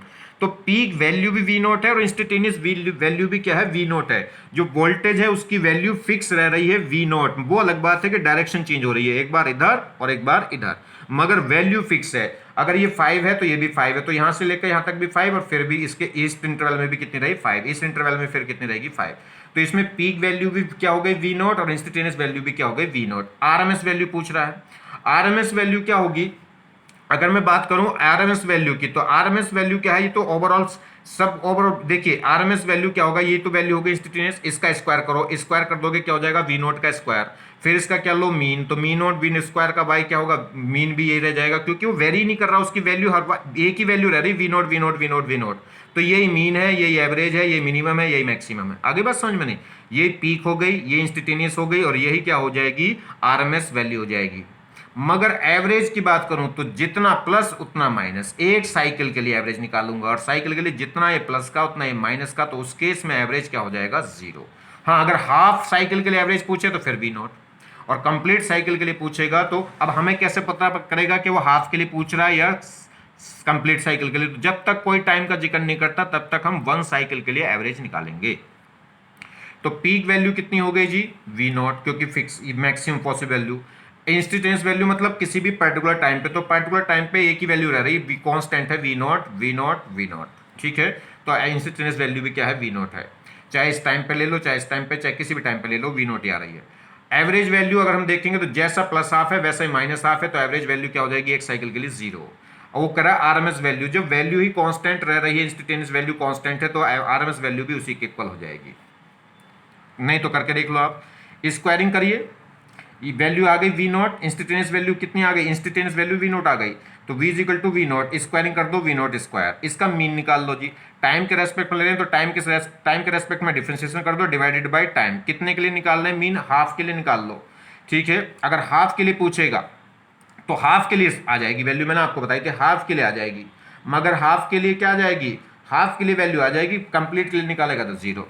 तो हाफ के लिए निकाल लीजिए, तो इस टाइम के रेस्पेक्ट में निकालेंगे तो टाइम के रेस्पेक्ट में इंटीग्रेट कर दीजिए और divided by time period. Half के लिए निकाल लें तो t/2, और लिमिट भी क्या हो जाएगी, जीरो से लेकर t/2 तक निकाल लीजिए। सोल्व कर देंगे इसके लिए तो क्या हो जाएगा, वी नोट, इसका इंटीग्रेशन करेंगे तो क्या होगा, वी नोट तो कांस्टेंट है वैसे ही रहेगा, और ये डी टी का इंटीग्रेशन हो जाएगा t by, but D T का इंटीग्रेशन हो जाएगा टी, और लिमिट जीरो से लेकर t/2 तक, बाकी अपॉन में t/2 था। तो यहाँ अपर लिमिट माइनस लोअर लिमिट, तो यहाँ से कितना आ जाएगा t/2, और t/2 से t/2 कैंसिल, तो बस क्या बचेगा, वी नॉट स्क्वायर।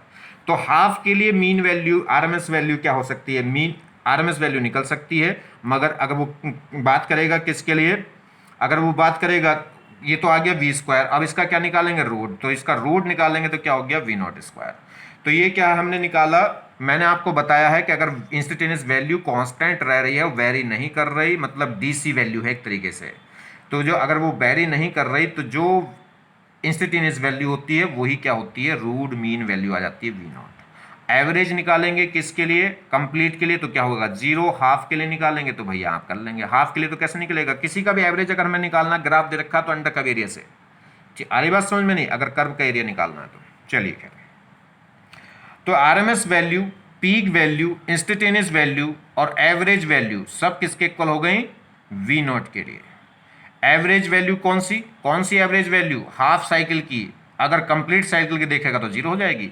तो इसमें आरएमएस वैल्यू अगर बात करें 4 टू डीसी, तो किसी भी ये देखो 2 कैसे लिख दिया बच्चे ने, 4 TO2 2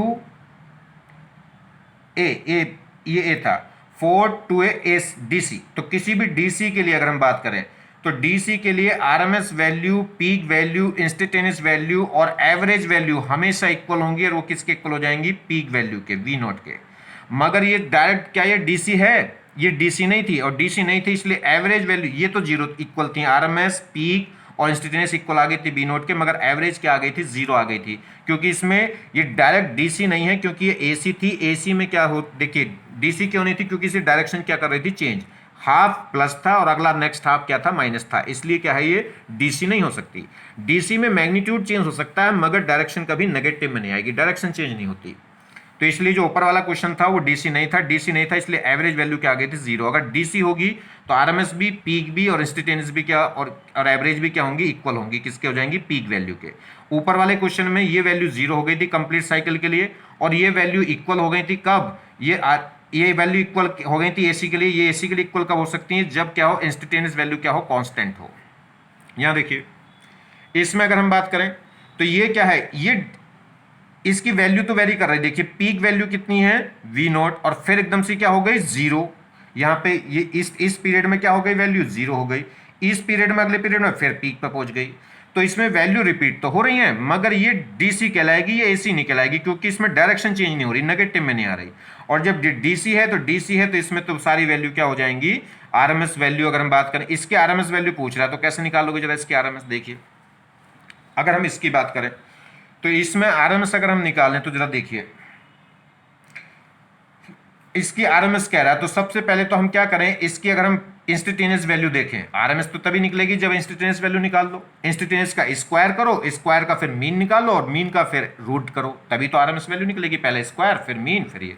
तो इसकी इंस्टेंटेनियस वैल्यू देखूं, अगर मैं इस टाइम पीरियड में इंस्टेंटेनियस वैल्यू देखूं तो वो तो वी नॉट है, और इस टाइम पीरियड में देखूं तो वो कितनी है, जीरो। तो दो इंस्टेंटेनियस वैल्यू लाई कर रही हैं, तो v equal to V naught है कब, जब टाइम क्या है, जीरो है या जीरो से बड़ा है, और यह t/2 के इक्वल है या उससे छोटा है।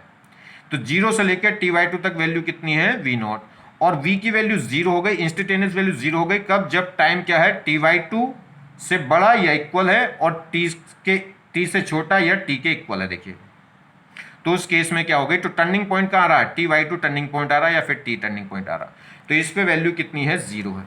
तो एक हाथ में क्या हो गई वैल्यू, वी नॉट, और एक हाथ में क्या हो गई, जीरो। तो अगर मैं बात करूं, अगर मैं तो इसमें क्या रहा है कि जो अगर मैं इसका तो अब क्या करें, तो वैल्यू क्या आ गई, वी नॉट आ गई, इसका स्क्वायरिंग करूंगा तो कितना आएगा, अगर बात करें हम यहां से पीक वैल्यू निकाले, अगर पीक वैल्यू देखेंगे तो वो तो वी नॉट, अगर मैं इंस्टेंटेनियस वैल्यू निकालूंगा तो वो क्या मानी जाएगी, वो दो डिपेंड करेंगी, वी नॉट भी है और जीरो भी है, एक इंटरवल में वी नॉट है और एक इंटरवल में जीरो है। अब मुझे निकालना है आरएमएस। अब आरएमएस में क्या करूंगा, इंस्टेंटेनियस में क्या करूंगा, पहले स्क्वायरिंग करूंगा किसकी, इंस्टेंटेनियस वैल्यू की स्क्वायरिंग करूंगा, स्क्वायरिंग करके मीन निकालूंगा, मीन करके रूट लूंगा। अब स्क्वायरिंग के लिए मेरे पास जो इंस्टेंटेनियस वैल्यू है वो दो है, एक तो वी नोट और एक जीरो। एक हाफ इंटरवल में वी नोट है और एक हाफ इंटरवल में जीरो आ रही, तो जीरो का तो आरएमएस कुछ होगा नहीं, तो जीरो का तो आरएमएस क्या होगा, जीरो, तो उसका तो लेना नहीं, तो बस इंस्टेंटेनियस वैल्यू कौन से लेके चलूंगा, वी नोट वाली। मतलब आरएमएस वैल्यू किस इंटरवल के लिए निकालूंगा, उस इंटरवल के लिए वैल्यू निकालूंगा जिसमें इंस्टेंटेनियस वैल्यू है कितनी, वी नोट। और जिस इंटरवल में इंस्टेंटेनियस वैल्यू जीरो है तो उसका आरएमएस क्या निकालना हो, तो जीरो है तो सब कुछ जीरो ही हो गया, बस आगे बात समझ में नहीं। तो यहाँ पे जो आरएमएस वैल्यू है वो कितने इंटरवल के लिए निकलेगी, हाफ के लिए, जहां पे इंस्टेंटेनियस वैल्यू एग्जिस्ट कर रही थी। तो इंस्टेंटेनियस वैल्यू थी वी नोट, तो इसका स्क्वायरिंग कर दूं तो क्या हो जाएगा, पहला स्टेप तो हो गया स्क्वायरिंग, तो क्या कर दिया, वी नोट का स्क्वायर कर दिया तो हो गई स्क्वायरिंग। फिर क्या करूंगा, इसके मीन निकालूंगा, मीन किसका होगा, integrate divided by interval. Integrate किसके, टाइम इंटरवल है हमारे पास, तो टाइम से क्या करूंगा, टाइम के रेस्पेक्ट में इंटीग्रेट कर दूंगा और डिवाइडेड बाय टोटल टाइम। ठीक, चलिए अब निकाल मीन वैल्यू तो मुझे पूरे के लिए निकालनी, जीरो से टी के लिए, तो टोटल टाइम तो होगा टी, मगर ये जो इंटीग्रेशन आएगा, ये जो वी नोट वैल्यू है ये वैलिड थी केवल जीरो से टी बाई टू के लिए। तो ध्यान रखेंगे इंटीग्रेशन जो है, इंटीग्रेशन का मतलब टोटल सम लेना यहां से लेके यहां तक का। अब इधर आधे में तो जीरो है ही, तो आधे का तो इंटीग्रेशन करने की जरूरत नहीं, उसमें तो जीरो है वैल्यू, तो उसकी तो जीरो है, तो सब जोड़ो माइनस करो कुछ भी करो तो जीरो है, बस इतने हाफ का क्या निकाल लेंगे आप, इंटीग्रेशन, इतने हाफ का इंटीग्रेशन निकालेंगे जीरो से टी बाई टू के लिए, मगर डिवाइड किससे करेंगे, टोटल टाइम से। डिवाइड तो क्या होगी, टोटल टाइम। ठीक है, तो देखिए इसका इंटीग्रेशन कर दिया जीरो से लेकर टी बाई टू तक, क्योंकि जीरो से लेकर टी बाई टू पे ही वैलिड है वी नॉट, और इसका स्क्वायरिंग का इंटीग्रेशन कर दिया और divided by total time. Integration करेंगे जीरो से टी बाई टू तक और टोटल टाइम लेंगे जीरो से टी का, पूरे एक हाफ पीरियड का, मतलब पूरे कंप्लीट टाइम पीरियड का। चलिए वी नॉट तो कांस्टेंट है और ये भी कांस्टेंट है, तो ये तो बाहर निकाल लिया हमने। डी टी का इंटीग्रेशन हो गया टी, इसकी लिमिट है जीरो से टी बाई टू तक, upper limit minus lower limit रखेंगे तो क्या आ जाएगा, टी बाई टू, टी से टी कटेगा और बाई क्या होगा, टू, तो V naught square by two आ गया। अब इसका क्या ले लोगे, रूट, और रूट ले लोगे तो क्या हो गया, V naught by root two. Clear होगी बात, तो वही कितना है, ये एक ही तरह का फंक्शन है, तो वही क्या डायरेक्ट निकल कर आ रहा है, पीक वैल्यू का बाई रूट टू, मगर जरूरी नहीं है ये वैल्यू निकल का है। ठीक है, वो तो प्योर एसी के लिए, प्योर एसी के लिए वैल्यू आती है peak value divided by root two, मगर ये जरूरी थोड़ी है कि ये वैल्यू आ जाए, आ भी सकती कहीं और भी, तो वो तो डायरेक्ट फंडा यहाँ नहीं लगा सकते थे, क्योंकि इससे ऊपर वाले की बात करें तो इससे पहले वाले क्वेश्चन में डायरेक्ट आरएमएस वैल्यू कितनी निकल कर आ रही थी, वी नोट आ रही थी, वो V naught by root two नहीं आती, जबकि वो क्या था, एसी फंक्शन भी दिखाई दे रहा था। तो अगर ग्राफ है तो ग्राफ में डायरेक्ट फंडा नहीं लगाएंगे आप, इस जनरल मेथड के थ्रू जाएं, कभी कोई गलती नहीं होगी। हाँ, प्योर एसी आपको दिखाई दे रहा है, प्योर एसी आपको दिखाई दे रहा है, तो आप वहां पे आरएमएस वैल्यू निकाल सकते हैं, peak value by root two. चलिए next, if name is not given then value printed in a AC circuit and electrical appliance, या कह सकते हैं reading of a AC meter, any given, और यह कह सकते हैं non value are assume to be RMS. ये कह रहा है किसी भी सर्किट पे, किसी भी इलेक्ट्रिकल अप्लायंस पे, किसी भी रीडिंग ऑफ अ मीटर पे अगर कोई वैल्यू गिवन कर रखी है और उसका नाम नहीं दे रखा, तो हम उसको कौन सी वैल्यू मान के चलेंगे, आरएमएस। कोई भी वोल्टेज की वैल्यू लिख रही, कोई भी करंट की वैल्यू दे दे, तो जब तक कोई नाम नहीं देता कि एवरेज है, रूट है, मीन है, क्या है, तो आप, या इंस्टेंटेनियस है, तो आप क्या लेके चलेंगे उससे, आरएमएस वैल्यू। क्लियर, देखिए if I is equal to, ये इसने कह दिया आई इज इक्वल टू ये है, ठीक है, एक होमवर्क कह रहा है कि आई इज इक्वल टू कितना है ये, तो find the RMS value for, यानी कि from time t is equal to 2 second से t is equal to 4 second. इसकी आरएमएस वैल्यू निकालनी है किस टाइम पे, टू इंटीग्रेशन, मतलब 2 सेकेंड से लेके 4 सेकेंड इंटरवल में इसकी आरएमएस वैल्यू निकालो। अब इसकी आरएमएस वैल्यू क्या निकालोगे, ये अगर मैं बात करूं तो ये वैल्यू, करंट की वैल्यू कांस्टेंट है, और ये कांस्टेंट है रूट टू एम्पियर ही रहेगी हमेशा, टी इक्वल टू 0 पे भी, टी इक्वल टू 2 सेकंड पे भी, टी इक्वल टू 4 सेकंड, तो फिक्स वैल्यू है, तो ये क्या है, डीसी है, और जब डीसी है तो डीसी में तो यही पीक वैल्यू है, यही आरएमएस वैल्यू है, यही इंस्टेंटेनियस वैल्यू है, यही एवरेज वैल्यू है।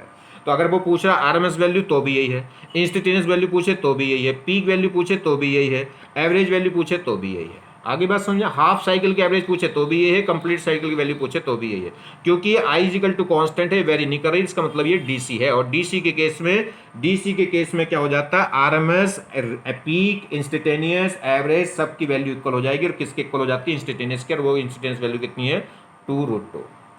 नेक्स्ट, एवरेज वैल्यू और आरएमएस वैल्यू अगर डीसी एसी में रिलेशन देखें तो देखिए, यह हमारे पास कोई सर्किट, एक सर्किट है, इस सर्किट में एसी पास करी जा रही है, एसी डाली, तो जो एसी की जो वैल्यू है, इस एसी की जो एवरेज वैल्यू, उसको कैसे डिफाइन करेंगे, ये एसी, इस एसी की एवरेज वैल्यू कितनी होगी, तो वो उस डीसी के इक्वल होगी जो डीसी क्या करे, सेम सर्किट में सेम टाइम में उतना चार्ज डेवलप करे जितना चार्ज क्या डेवलप कर रही है, एसी। इस सर्किट में एसी जितना चार्ज क्या कर रही है, डेवलप कर रही है, अगर उतना ही चार्ज डीसी क्या करे, डेवलप करे सेम सर्किट में सेम टाइम में, तो इस एसी की जो एवरेज वैल्यू है वो इस डीसी के इक्वल होगी। समझ में आई बात कि नहीं? एक सर्किट है, इस सर्किट में एसी पास हो रही है, कह रहा है कि इस एसी की एवरेज वैल्यू बताओ, तो इस एसी की जो एवरेज वैल्यू है वो उस डीसी के इक्वल होगी जो डीसी इस सेम सर्किट में सेम टाइम के लिए, सेम टाइम इंटरवल में सेम चार्ज क्या करे, प्रोड्यूस, कितना सेम चार्ज जितना एसी प्रोड्यूस कर रही है। अगर ऐसी कोई डीसी ले लूं जो इस सर्किट में उतना ही चार्ज प्रोड्यूस करे जितना एसी प्रोड्यूस कर रही उसी इंटरवल के अंदर अंदर, तो इस एसी का जो एवरेज वैल्यू है वो इस डीसी के इक्वल होगा। तो एवरेज वैल्यू ऑफ एसी वो इक्वल हो जाएगी डीसी के, अगर इन दोनों के द्वारा डेवलप्ड चार्ज किसी भी सर्किट में सेम टाइम इंटरवल में अगर इक्वल है, तो एसी और डीसी के द्वारा किसी भी सर्किट के अंदर developed charge in same interval अगर वो सेम है, तो उस केस में एसी का एवरेज और एसी का जो एवरेज है वो डीसी के इक्वल होगा। तो average value of AC, average value of AC is equal to that value of DC की उस वैल्यू के इक्वल होगा विच प्रोवाइड सेम चार्ज, जो क्या करे, सेम चार्ज प्रोवाइड करे, same charge as provided by DC in same circuit in same time. देखिए RMS value, अब आरएमएस वैल्यू को कैसे डिफाइन करेंगे, किसी भी एसी की जो आरएमएस वैल्यू है वो उस डीसी के इक्वल होगी जो क्या करें, सेम हीट प्रोड्यूस करें सेम टाइम इंटरवल में। अगर एसी और डीसी के द्वारा सेम टाइम में सेम हीट प्रोड्यूस की जा रही किसी सेम रेजिस्टेंस के लिए, तो उस केस में उस एसी का आरएमएस वैल्यू इक्वल होगी उस डीसी के। तो एसी की जो आरएमएस वैल्यू है वो इक्वल टू होती है डीसी के, कौन सी डीसी के, जो क्या करे, सेम हीट प्रोड्यूस करे सेम रेजिस्टेंस में सेम टाइम इंटरवल में, कितनी हीट, किसके सेम, जितनी एसी प्रोड्यूस कर रही है।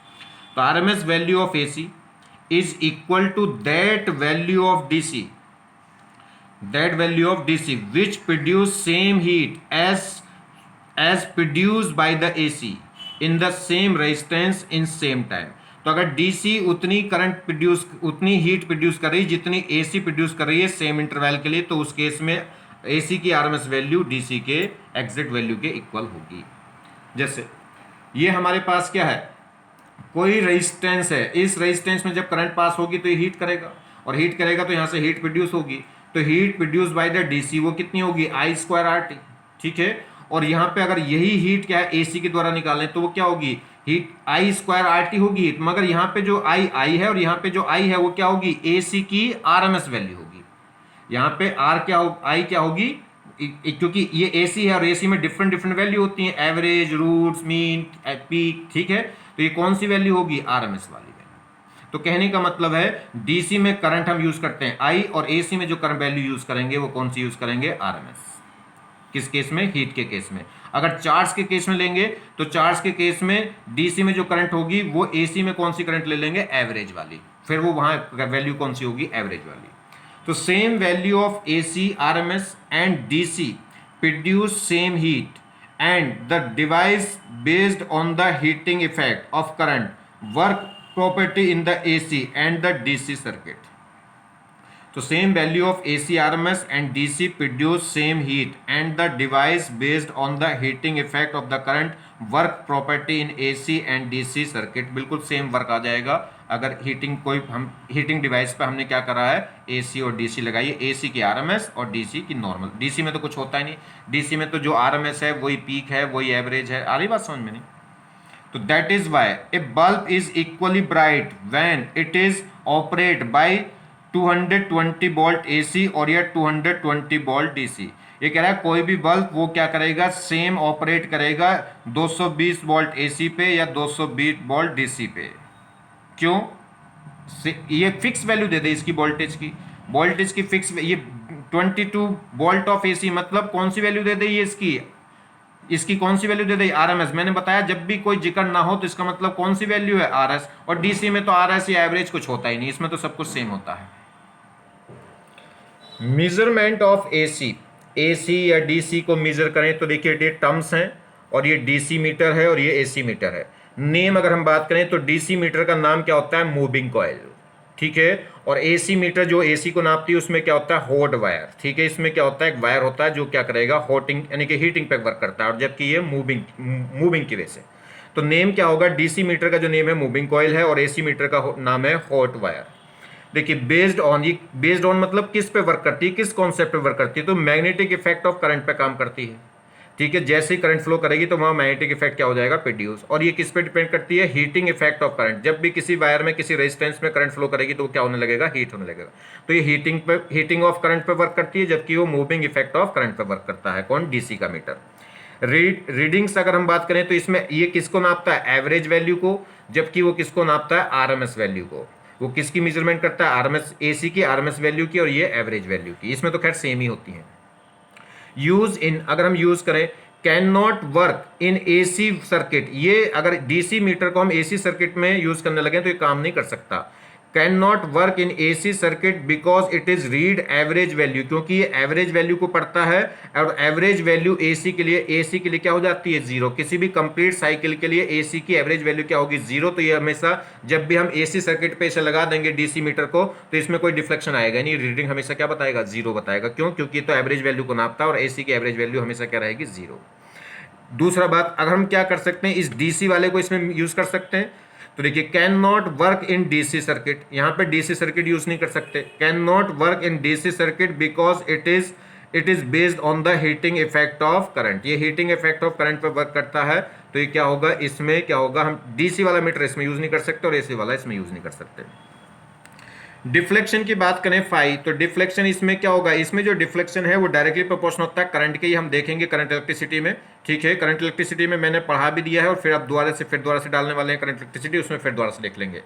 तो इसमें जैसे जैसे करंट बढ़ेगी, जितनी ज़्यादा करंट होगी उतना ज़्यादा क्या होगा, डिफ्लेक्शन। मगर यहाँ पे जो फाई है वो डायरेक्टली प्रोपोर्शनल होती है हीटिंग के। और हीट कैसे निकलती है किसी भी रेजिस्टेंस में, तो आई स्क्वायर आर टी। आई कौन सी, एसी, और एसी की भी आई कौन सी, आरएमएस वाली, तो आई स्क्वायर आर टी। तो यहाँ पे जो हीटिंग इफेक्ट है, ये इसका जो फाई है वो हीटिंग इफेक्ट पे डिपेंड करेगा, और हीटिंग इफेक्ट डायरेक्टली प्रोपोर्शनल होगी किसके, आई स्क्वायर के। तो इसमें जो डिफ्लेक्शन है वो डायरेक्टली प्रोपोर्शनल होता है आई स्क्वायर के। तो यहाँ आई है, यहाँ पे डिफ्लेक्शन होगा आई स्क्वायर। तो इसमें सिंबल्स भी क्या होंगे, अलग अलग पैरामीटर्स पे। अगर इसमें 1 है तो 1, 2 पे 2, 3 पे 3। यहाँ 1 पे क्या मिलेगा, 1, 2 पे मिलेगा 4, और 3 पे मिलेगा 9, क्योंकि स्क्वायर है। तो इसमें जो खाने बनेंगे वो इक्वल सेपरेशन में बनेंगे, जबकि इसमें जो खाने हैं वो उनके बीच का जो गैप है, विड्थ है, वो सेम नहीं होगी। तो कह रहा है स्केल ऑफ यूनिफॉर्म सेपरेशन, यहाँ पे जो स्केल होगी वो यूनिफॉर्म सेपरेशन पे होगी, और यहाँ पे जो स्केल है वो नॉन यूनिफॉर्म सेपरेशन पे होगी। पहले और दूसरे के बीच में गैप कम होगा, दूसरे और तीसरे के बीच में ज्यादा होगा, क्योंकि यहाँ पे रेशो क्या आएगा, 1 का स्क्वायर 1, 2 का स्क्वायर 4, 3 का स्क्वायर 9, 4 का स्क्वायर 16। तो 1:4:9:16 इस टाइप से चलेगा। तो यहाँ पे क्या होगा, जो स्केल है वो नॉन यूनिफॉर्म सेपरेशन होगी, जो रीडिंग बनेगी स्केल की, और यहाँ पे जो स्केल होगी वो बिल्कुल एकदम यूनिफॉर्म सेपरेशन पे होंगी। जो पॉइंट होंगे वो 1, 2, 3, 4, 5 के सेपरेशन के भी, इनके बीच में सेपरेशन सेम होगा, और यहाँ पे सेपरेशन डिफरेंट होगा पॉइंटों के बीच में। एक देखिए phase difference and phasor diagram, ठीक है। इसके बारे में पढ़ेंगे, तो फेसर डायग्राम तो नेक्स्ट लेक्चर में लेंगे, बस फेस और फेस डिफरेंस के बारे में बता रहा हूँ।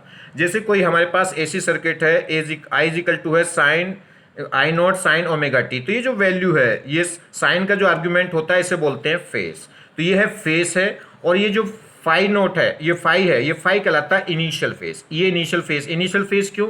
अगर टी इजिकल टू मैंने जीरो ले लिया तो टी इजिकल टू जीरो पे ये वैल्यू तो जीरो हो जाएगी, तो जो फेज बचेगा वही तो इनिशियल होगा। इनिशियल फेज का मतलब टी इजिकल टू जीरो पे, तो यहाँ टी की वैल्यू जीरो रखो तो ये टर्म जीरो हो जाएगी, बस यही तो बचेगा। तो इसे बोलते हैं फेज, और ये फाई क्या कहलाता है? Initial phase. अब देखिए, तो फेस ऑफ आई, तो आई का जो फेस है वो कितना होगा? ओमेगा टी प्लस का या माइनस का क्या होगा? फाई, जिसमें ये हो गया कंप्लीट फेस, और जिसमें ये क्या कहलाता है? ये तो कहलाएगा इंस्टेंटेनियस फेस पूरा ओवरऑल, और ये कहलाता है initial face.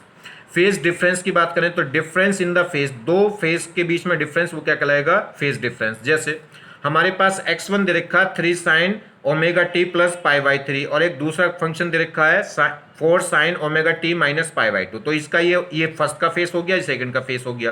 Calculate phase difference between x1 और x2। तो अगर इनके बीच में फेज डिफरेंस निकालना है तो क्या करेंगे? φ1 माइनस φ2। तो φ1 तो कितना था? Omega t plus pi by 3, और माइनस ये वाला फेस। जब माइनस करेंगे तो देखिए माइनस इसको माइनस कर जाएगा और इसको प्लस कर जाएगा, तो ये तो आपस में कैंसिल ही हो जाएगा। पाई बाई 3 प्लस क्या हो जाएगा? माइनस माइनस प्लस हो जाएंगे, तो पाई बाई 4। तो pi by 3 plus pi by 4 को ऐड करेंगे तो कितना हो गया? 7 पाई बाई 12 क्या हो जाएगा? इनके बीच में फेज डिफरेंस होगा। मगर ध्यान रखिए, ये मैंने डायरेक्ट φ1 माइनस φ2 कैसे कर दिया? ये जब ही कर सकता हूं जब यहाँ पे क्या हो? फंक्शन सेम हो। अगर साइन साइन का फंक्शन है, कॉस कॉस का फंक्शन है, तो ही मैं क्या कर सकता हूं? इन्हें आपस में डायरेक्ट फंडा लगा सकता हूं। अगर ये फंक्शन डिफरेंट है, मतलब ट्रिग्नोमेट्रिकल जो फंक्शन है अगर वो डिफरेंट है, तो ये एप्लीकेबल नहीं होगा। पहले सेम फंक्शन में लाइए, सेम ट्रिग्नोमेट्रिकल फंक्शन में लाइए, तभी आप इसको क्या कर सकते हैं? ये एप्लीकेबल कर सकते हैं। तो फेज डिफरेंस का हमने फॉर्मूला लगाया φ1 माइनस φ2, तो कह रहा है can be calculated only if trigonometrical function is same. और यहाँ पे ट्रिग्नोमेट्रिकल फंक्शन सेम थे, ये भी साइन था और ये भी साइन था, तो एप्लीकेबल हो गया था।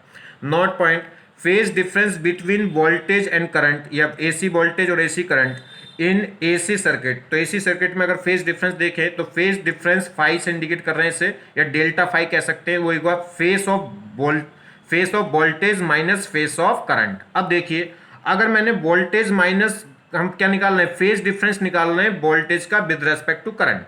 तो अगर ये प्लस का आया, प्लस का मतलब है कि वोल्टेज लीड कर रहा है और करंट क्या कर रही? लैग। अगर ये माइनस का आया तो माइनस का मतलब है कि करंट क्या करेगी? लीड करेगी, और ये क्या कर जाएगा? लैग कर जाएगा। तो देखिए, अब ये कह रहा है इफ फाई इज पॉजिटिव, अगर ये हम बी माइनस आई कर रहे हैं और ये आया प्लस, तो प्लस का मतलब वी क्या कर रहा है? लीड। तो इस अगर ये फाई क्या है? प्लस आया, देन वी क्या करेगा? लीड करेगा, और आई किससे? आई से, या कह सकते हैं आई लैग करेगी किससे? वोल्टेज से।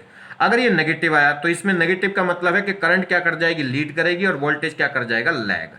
नेगेटिव आया, देन वी क्या करेगा? लैग कर जाएगा किससे? करंट से। या उल्टा कह लो कि करंट क्या कर जाएगी? लीड कर जाएगी वोल्टेज से। देखिए, जैसे हमारे पास ये साइन का फंक्शन है, तो साइन और कॉस के बीच में जो एंगल है वो डिफरेंस कितना होता है? Pi by 2। तो अगर मैं एंटी क्लॉकवाइज जाऊंगा, एंटी क्लॉकवाइज घूमूंगा तो एंगल माना जाएगा प्लस का, और क्लॉकवाइज घूमूंगा, एंटी क्लॉकवाइज अगर मैं क्लॉकवाइज घूमूंगा तो कैसा माना जाएगा? वो माइनस का। तो अगर कोई भी वैल्यू जो लीड कर रही है, कोई वैल्यू जो लीड कर रही है वो एंटी क्लॉकवाइज घूम के आएगी, और जो क्लॉकवाइज घूम के आ रही समझ लो वो वैल्यू क्या होगी? लैग। तो अगर मैं इन दोनों का कंपेयर करूं तो ये लैग करेगी, वो लीड करेगी, और कितना? Pi by 2। इन दोनों की बात करूं तो ये लीड करेगी, वो लैग करेगी, क्योंकि एंटी क्लॉकवाइज घूम के आ रही है। तो अगर मैं एंटी क्लॉकवाइज घूमता हूं तो वो फाई क्या होता है? प्लस का, और क्लॉकवाइज घूमता हूं तो वो लेते हैं माइनस का। फिलहाल तो आपको ये सेगमेंट तो पता ही है, इधर साइन प्लस, यहाँ कॉस प्लस, यहाँ साइन माइनस, और यहाँ कॉस माइनस हो जाते हैं। चलिए खैर, अगर हम बात करें इसकी, sign omega t plus pi by 2, तो इसे मैं क्या लिख सकता हूँ? साइन 90 प्लस थीटा क्या हो जाएगा? Cos theta. जब भी 90 में वैल्यू होती है, देखिए 90 में प्लस थीटा हो या माइनस थीटा हो, तो साइन कॉस में, कॉस साइन में कन्वर्ट हो जाते हैं। तो sign omega t plus pi by 2, तो इसको मैं क्या लिख सकता हूँ? Cos omega T. जैसे है minus sign omega T minus pi by 2, तो ये क्या होगा? जब ये क्या होगा? ये हो जाएगा कॉस पाई बाई 2। अब इन दोनों की अगर हम बात करें तो देखिए, इसको हमने क्या करा, अगर यहाँ से माइनस लिया तो ये उसको कन्वर्ट करके बताया कैसे कन्वर्ट कर रहे हैं। ये देखिए, माइनस कॉस ओमेगा टी, इसे मैं क्या लिख सकता हूँ? Sign omega T minus pi by 2। इस टाइप से ये मैथमेटिकल टूल्स में समझा रखा। अगर नहीं समझ में आ रहा तो आप मुझे कमेंट्स कर देंगे, मैं अलग से इसको बता दूंगा जिसको नहीं आता, ये साइन को कॉस में, कॉस को साइन में कैसे कन्वर्ट करते हैं। ठीक है, चलिए खैर, जैसे फेसर डायग्राम की बात करें तो फेसर डायग्राम जैसे मेरे पास क्या है? v साइन ओमेगा टी, और ये i इजिकल टू दे रखा i0 sign omega T minus pi by 2। हमें क्या करना है? डायग्राम बनाना v का और i का। ठीक है। फेसर डायग्राम में मतलब फेस, अब देखिए यहाँ पे अगर मैं बात करूं फेस डिफरेंस की, तो यहाँ साइन है और यहाँ भी साइन है, तो आपस में कंपेयर कर सकता हूं क्योंकि सेम फंक्शन है ट्रिग्नोमेट्रिकल। तो ये ओमेगा टी है, वो omega T minus pi by two. अगर मैं वी में से इसको माइनस करूं तो omega T minus omega T और ये प्लस हो जाएगा पाई बाई टू। तो इनके बीच में फेस डिफरेंस कितना आ जाएगा, प्लस का आ जाएगा कितना, पाई बाई टू। और प्लस का आ जाएगा तो इसका मतलब V लीड कर गया, करंट लैग कर गई। तो अगर V क्या होगा, तो ध्यान दीजिए करंट जो V है वो करंट के एंटी क्लॉकवाइज घूम के आएगा, और कितना, पाई बाई टू, क्योंकि लीड कितना कर जाएगा, पाई बाई टू। तो अगर V यहाँ है तो करंट यहाँ होगी। ठीक, अगर मैं क्या करूं, करंट को यहां रखूं तो V कहां होगा, ऊपर। V से हमेशा V, I से क्या होगा, I से V मिलेगा 90 के एंगल पर, कैसे, एंटी क्लॉकवाइज घूम के। कहीं भी आप रख दो, जैसे इसको मैं क्या कर लूं, देखिए करंट यहां है, करंट यहां है, तो V कहां होगा, इसका एंटी क्लॉकवाइज कितना, पाई बाई टू घूम के, तो वो कहां मिलेगा, V यहां मिलेगा। जैसे मैं रैंडमली I को यहां रख दूं तो V कहां मिलेगा, तो V एंटी क्लॉकवाइज घूम के मिलेगा इधर V, तो V ये होगा। तो क्योंकि फेस डिफरेंस जो है वो कितना है, face of V minus phase of I, वो कितना आ गया, प्लस का पाई बाई टू आ गया। तो इसका मतलब है वोल्टेज लीड कर रहा है करंट से कितना, पाई बाई टू। लीड वाली वैल्यू कैसा आएगी, एंटी क्लॉकवाइज घूम के आएगी। जैसे मैं ये रख दूं, मान लीजिए मैंने रैंडमली क्या कर दिया, यहां पे V रख दिया, तो I कहां होगी, I उससे लैग करके आएगी, लैग मतलब क्लॉकवाइज घूम के आएगी, तो I यहां आ रही होगी, कितना, माइनस का पाई बाई टू घूम के आएगी। V से माइनस का, I से B पे जाना है तो प्लस का पाई बाई टू, और B से I पे आएंगे तो माइनस पाई बाई टू। और प्लस का मतलब है एंटी क्लॉक, प्लस का मतलब है एंटी क्लॉकवाइज, और माइनस का मतलब है आप क्या घूमेंगे, क्लॉकवाइज। ये देखिए, जैसे इसकी बात करूं, यहां पे V का फंक्शन ये है और इसका ये है, तो अगर दिस माइनस दिस करूं तो ये प्लस का आ जाएगा पाई बाई टू। तो इसका मतलब वोल्टेज लीड करेगा करंट से कितना, pi by three. Pi by three मतलब 60 डिग्री। तो अगर मैंने करंट ये रखी तो वोल्टेज कैसा आएगा, इससे एंटी क्लॉकवाइज घूम के कितना, pi by three anti clockwise घूम के, मतलब 60। तो I से एंटी क्लॉकवाइज घूमोगे तो क्या आना चाहिए, V।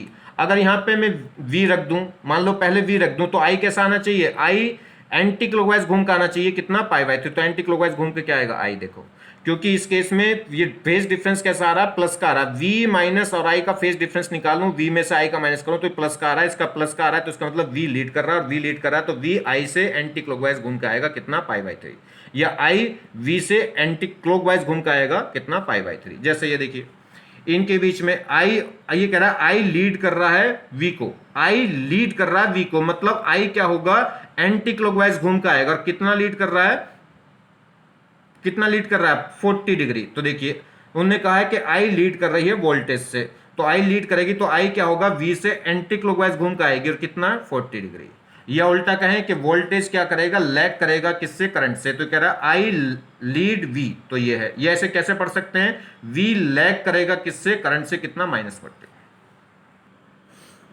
देखिए इस चैप्टर का फिजिक्स में जितने भी चैप्टर आप डालेंगे सब चैप्टरों का रिवीजन भी डलेगा हाथों हाथ, ठीक है। तो आप क्या है, बस इनको रीड करते चलें, बहुत ज़्यादा इनमें सोच विचार ना करें, बहुत ज़्यादा टाइम ना लगे। जो चीज़ समझ में आ रही बढ़िया है, नहीं समझ में आ रहा तो और भी बढ़िया है, ठीक है।